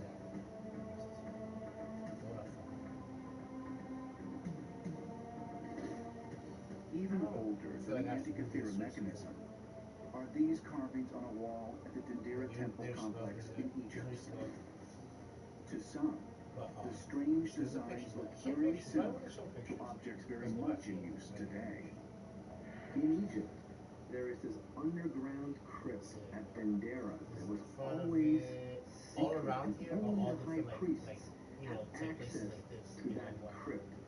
It's very hot in there, very narrow, low ceiling, and on the walls you have these reliefs of what looks like ancient light bulbs. This was like when the band was playing. It was like a smaller area, One thing, how did the ancient Egyptians? But it's pretty cool. Like I don't know, like they changed it up a little bit. Now they have like more. Well, We gotta go to kickbacks. You gotta go to NYC. Well, I need to go there, but there's a restaurant, well, it's a bar restaurant in downtown Five Points, Jacksonville, and you go in, and the walls, literally, I mean, they have cool signs and shit somewhere, but most of the walls are nothing but pennies. It's like a penny wallpaper, but it's real pennies. But you go in, their drinks are phenomenal, they serve amazing food, they have a dungeon, a basement, where they do like, I guess, sexual activities, like swinging or whatever, but there's an elevator that takes you down to the basement. It's a cool ass place, it really, really is. We find reliefs. They closed like this because this is years ago I started to look for fish bowls. You see? But how could the ancient Egyptians and them bowls right use there? anything resembling a You modern day see the light colors? It was without it electricity? just goes and yo, it's gone. So you just watch it go. You're like it's gone, like watching it in the sea. Just leave you. You're like, I guess I ain't getting that back, but it didn't matter because while you're watching that will go already like pass through your hand. You know what I mean? It's like yo, they were like 15. You see how big that bowl is though? That shit would be full. You know how much shit was on the floor? Oh my god. Look at this Baghdad batter, and there's about a dozen of them that have been found in Iraq. And the only mainstream theory is that they were using it for electroplating jewelry. Pretty nice though, Two major proponents of ancient alien theories, Jason Martel and Giorgio Tsoukalos, demonstrate just how the Baghdad battery could generate electricity. See, like and the people using it was a modern mock-up of the it was device. it was packed. Well, basically, this is made out of clay pot. Clay just found naturally in that region in southern Iraq. And then they would use a small copper lining and something along the lines You of see what I'm actual saying, though? offer You see what I'm rather saying? So imagine all the That motherfucking shit would be bowls. wild to me. Like I'd be looking around crazy. Yo, what? I remember when I came here, when I came to Jacksonville, my ex, you know, in the beginning, there was this one night. So what the fuck is this, bro? I'll never forget that shit. I was electricity. So what we're gonna do is I think it was I came from Clearwater to visit her, right? I took the Amtrak, and we went to Mark's, right? And we got there. At the time, it was her friend at the time. I never know what happened to this woman, but it was this really milfy, porn star looking milfy type fucking friend she had, right? And her daughter, right? Her daughter Ashley, and her daughter Ashley had a fat ass, right? Like a black ass, and she acted straight black, blonde haired girl, really light hazel eyes. She had like fucking 5 kids. She had that hella black the way she talked. You know what I mean? You're white as fuck, you know? And she had a black ass, you know? And we go to Mark's, and Heather, she was mad ripped, right? And so, you know, she's there, and then her friend comes to dance with me, the milfy lady, and she's flirting with me heavy, throwing herself on me, like, what the fuck? And then Ashley, her daughter, comes and dances, they sandwich me in. I'm like, what the fuck are these two women doing? is an accepted You know? archaeological I'm fact like, what the today. fuck weird Just shit's like going in our on here? That's all I kept own thinking. I was spooked out the whole time. where about I was like, 200 what years type of ago, setup is this? Benjamin I just Franklin got and here. I'm other thinking, I scientists just got began here. Just move. experimenting with Yo, simple you're electrical rubbing on me. devices. It's your We mother now going have on me. evidence You, that it's your best friend. And this is over what I'm thinking in my 3,000 head is years they're ago, both on me. people Like, were while we're also dancing. I'm like, yo, this is experimenting with crazy. electrical devices. Yeah, I'll never forget that. And her was she was way too drunk to drive. I was mad that night. And I had to drive us back. Because Ashley didn't know how to drive. Her friend had her own car, you know, and fucking Heather was ripped. Heather tried to fucking jump out the car in the middle of the ride back home. She Yeah, I've started done screaming and that. going crazy. Oh And I was yeah, like, I've yeah. done that. I've jumped out of a moving vehicle. I did it right here on 90, right here in Baldwin. Got pissed off. Me, Lucy, Jerry, and Sterling. We were all drinking, and I guess I was on some fuck shit. But I wanted hibachi, and then we went talking about hibachi. Then I wanted Mr. Chubby's. And I don't know if you've ever been to Mr. Chubby's, but they have a lot of like, I want to say skanky dress, like scatty dress women serving. And I wanted to go there, but then when we went to go there, I got pissed off and told him, I know why you want to go to Mr. Chubb. Like pissed off, jumped out the vehicle, he's chasing me down the road, like I get on some fuck shit sometimes. Heather was awesome that no one loved her shit. And I'm like, I just got here. I'm like, what's wrong with this thing? And I was like, and then, you know, it was so funny because I was driving at 55 miles an hour, and her friend pulls up on the side of me and said, yo, you trying to get arrested? And I'm like, no. She's like, yo, you're driving too slow. I'm like, what? I'm driving at the speed limit. She said, this Florida is 75 miles an hour. I'm like, they're gonna pull you over. I said, because Jersey's 55 miles an hour, and I'm like, oh shit. You know what I mean? I didn't even know I was going so slow, you know? I wasn't even paying attention because I'm worried about this bitch. I'm just, you know, looking at the thing. I'm like, all right, 55, I'm trying to get home as fast as I can. Just not try, you know, not knowing I'm going slow as fuck. You know what I mean? Yeah, the minimum's 45 or 40. One of the two. I was so mad. Oh my God, that night I said, oh, I'm never drinking with you again. And it was the truth. I was like, but you want to know what's funny is that when I got there, right, we got some Marks, and they're like, what you going to have? I said, I'm having a cranberry vodka. Like, you're not going to have nothing else? I said, that's all I drink. And that's all I drank the whole night. Like, that's all you're going to have? I said, yeah. They said, but that's the only one you're going to have. I was like, yeah. And that's the only one I had the whole night. We stayed there for hours. They got mad drunk. I was like, not me. Because I'm thinking to myself, I'm with 3 drunk women. They're all white. I'm fucking not white. This is what I was thinking. I said, I ain't doing it. I said, you ain't gonna catch me with this. I said, something bad could happen here. For real, because I didn't know where I was at, you know, like that. I just got here. But I was like, yeah, nah. But that shit was crazy. And Heather's daughter Ashley, that's shit crazy because she kept telling everybody that the father of the kids was, you know, this Puerto Rican guy, that, you know, this that, and he kept saying that he wasn't, you know, that he was paying child support and everything. And then while he was in prison, he went and had a DNA test, and they wasn't his kids. And she tried still telling everybody that he did something to the test. Say, nah, ladies, impossible. Those ain't his kids, you know what I mean? And like, it's like she, and the thing that for me, I was like, yo, it's fucked up because the way I had understood is that she basically didn't even know who the fucking dad was then. It wasn't him. And I was like, wow. And the daughter, the daughter Harmony, I remember. I hadn't seen that kid like in a month or something. And then one day I'm chilling, and had this daughter, the bipolar one. She's like, yo, we're gonna smoke. I was like, all right, yeah, all right. She said, come sit back. So I go to the backyard. Here comes Harmony. Harmony is like a fucking 21-year-old looking fucking 15-year-old girl, you know, and she was already getting like the hood, you know, in her, that Jacksonville hood. And I said, oh my God. I said, I'm not even gonna say nothing. You're her aunt, so if your mother, like, I don't give a fuck. I said, you people, yeah. I said, this is like a wicked. I said, wicked cycle women that always gonna have mad kids. You know what I mean? I said, this is crazy. But you can see it because Heather had a bunch, her daughter had a bunch. You know what I mean? Then she had other. You know, you can see it. You know, it's like. I said, wow, this is a crazy vicious cycle, but it's nuts because I see it in Jersey too. You see it all the time. You know what I mean? That's just nuts when you see it because it's like, wow, you know, when does it ever, like, when does one of them stop it? You know what I'm saying? Like, say, I'm not going to go have a bunch of kids try, you know what I mean? Because it doesn't. Well, no, I wanted to, and when my third one come around, Searching several miles north of Giza I told him, at Abu Ruwash, tie my Dunn tubes, stumbled upon like, a clue. I am done. I didn't want three, I wanted two. I don't regret Jared at all. Yeah. But at the same time, I planned on having a boy and a girl and being done. Yeah. And then Jared come along, and it's like, nah, dude, I gotta go ahead and do it. You know what I'm? And then Eric's dumbass, when I had Brooklyn, he's down there after I had her, and he looks over at the doctor like stitching me up, and he's like, hey, you think you can put a few honeymoon stitches in there? And he's like, yeah, I can do that. And it was like, dude, I just had a baby, and you're over here thinking that.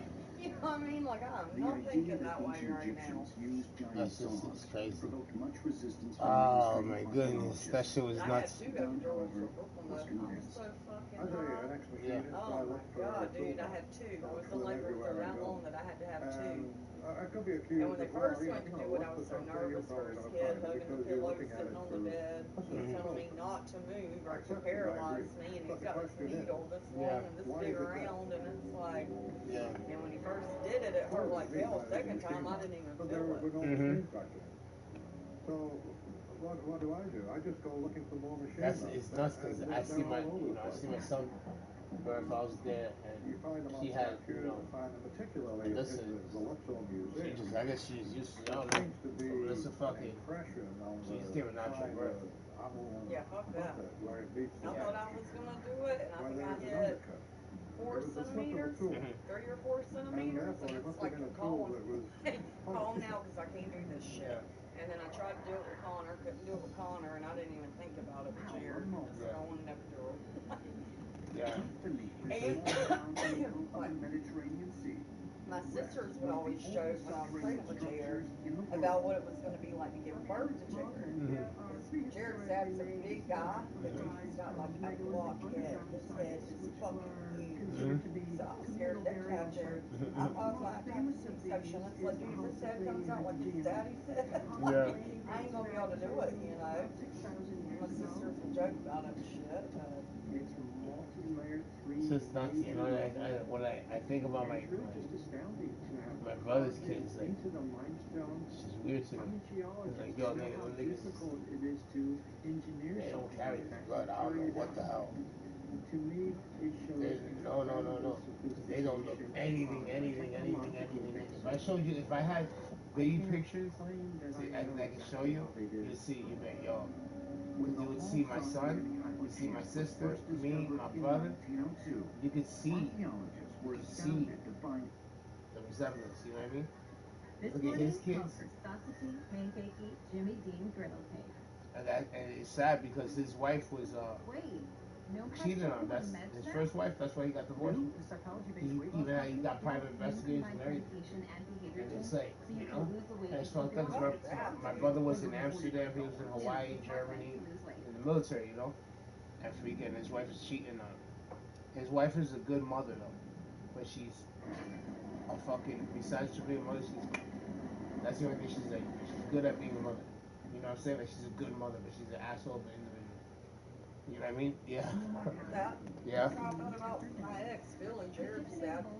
Great father, raised Jared, raised Brooklyn and Connor like they were his own. I mean, really did. Treated them like. When I left him for the last, or I left him when I finally left for 3 years. Every birthday, every Christmas, every Valentine's Day, he would show up at my mom's and he would drop a shitload of stuff off at the kids, you know, Brooklyn and Connor. And I mean, he was a great dad to the kids, great Yeah. stepdad, but horrible fucking partner, dude. Yeah. Horrible. Once I got pregnant with Jared and he started putting his hands on me, and he told me all the time, ain't nobody gonna want you with 3 kids.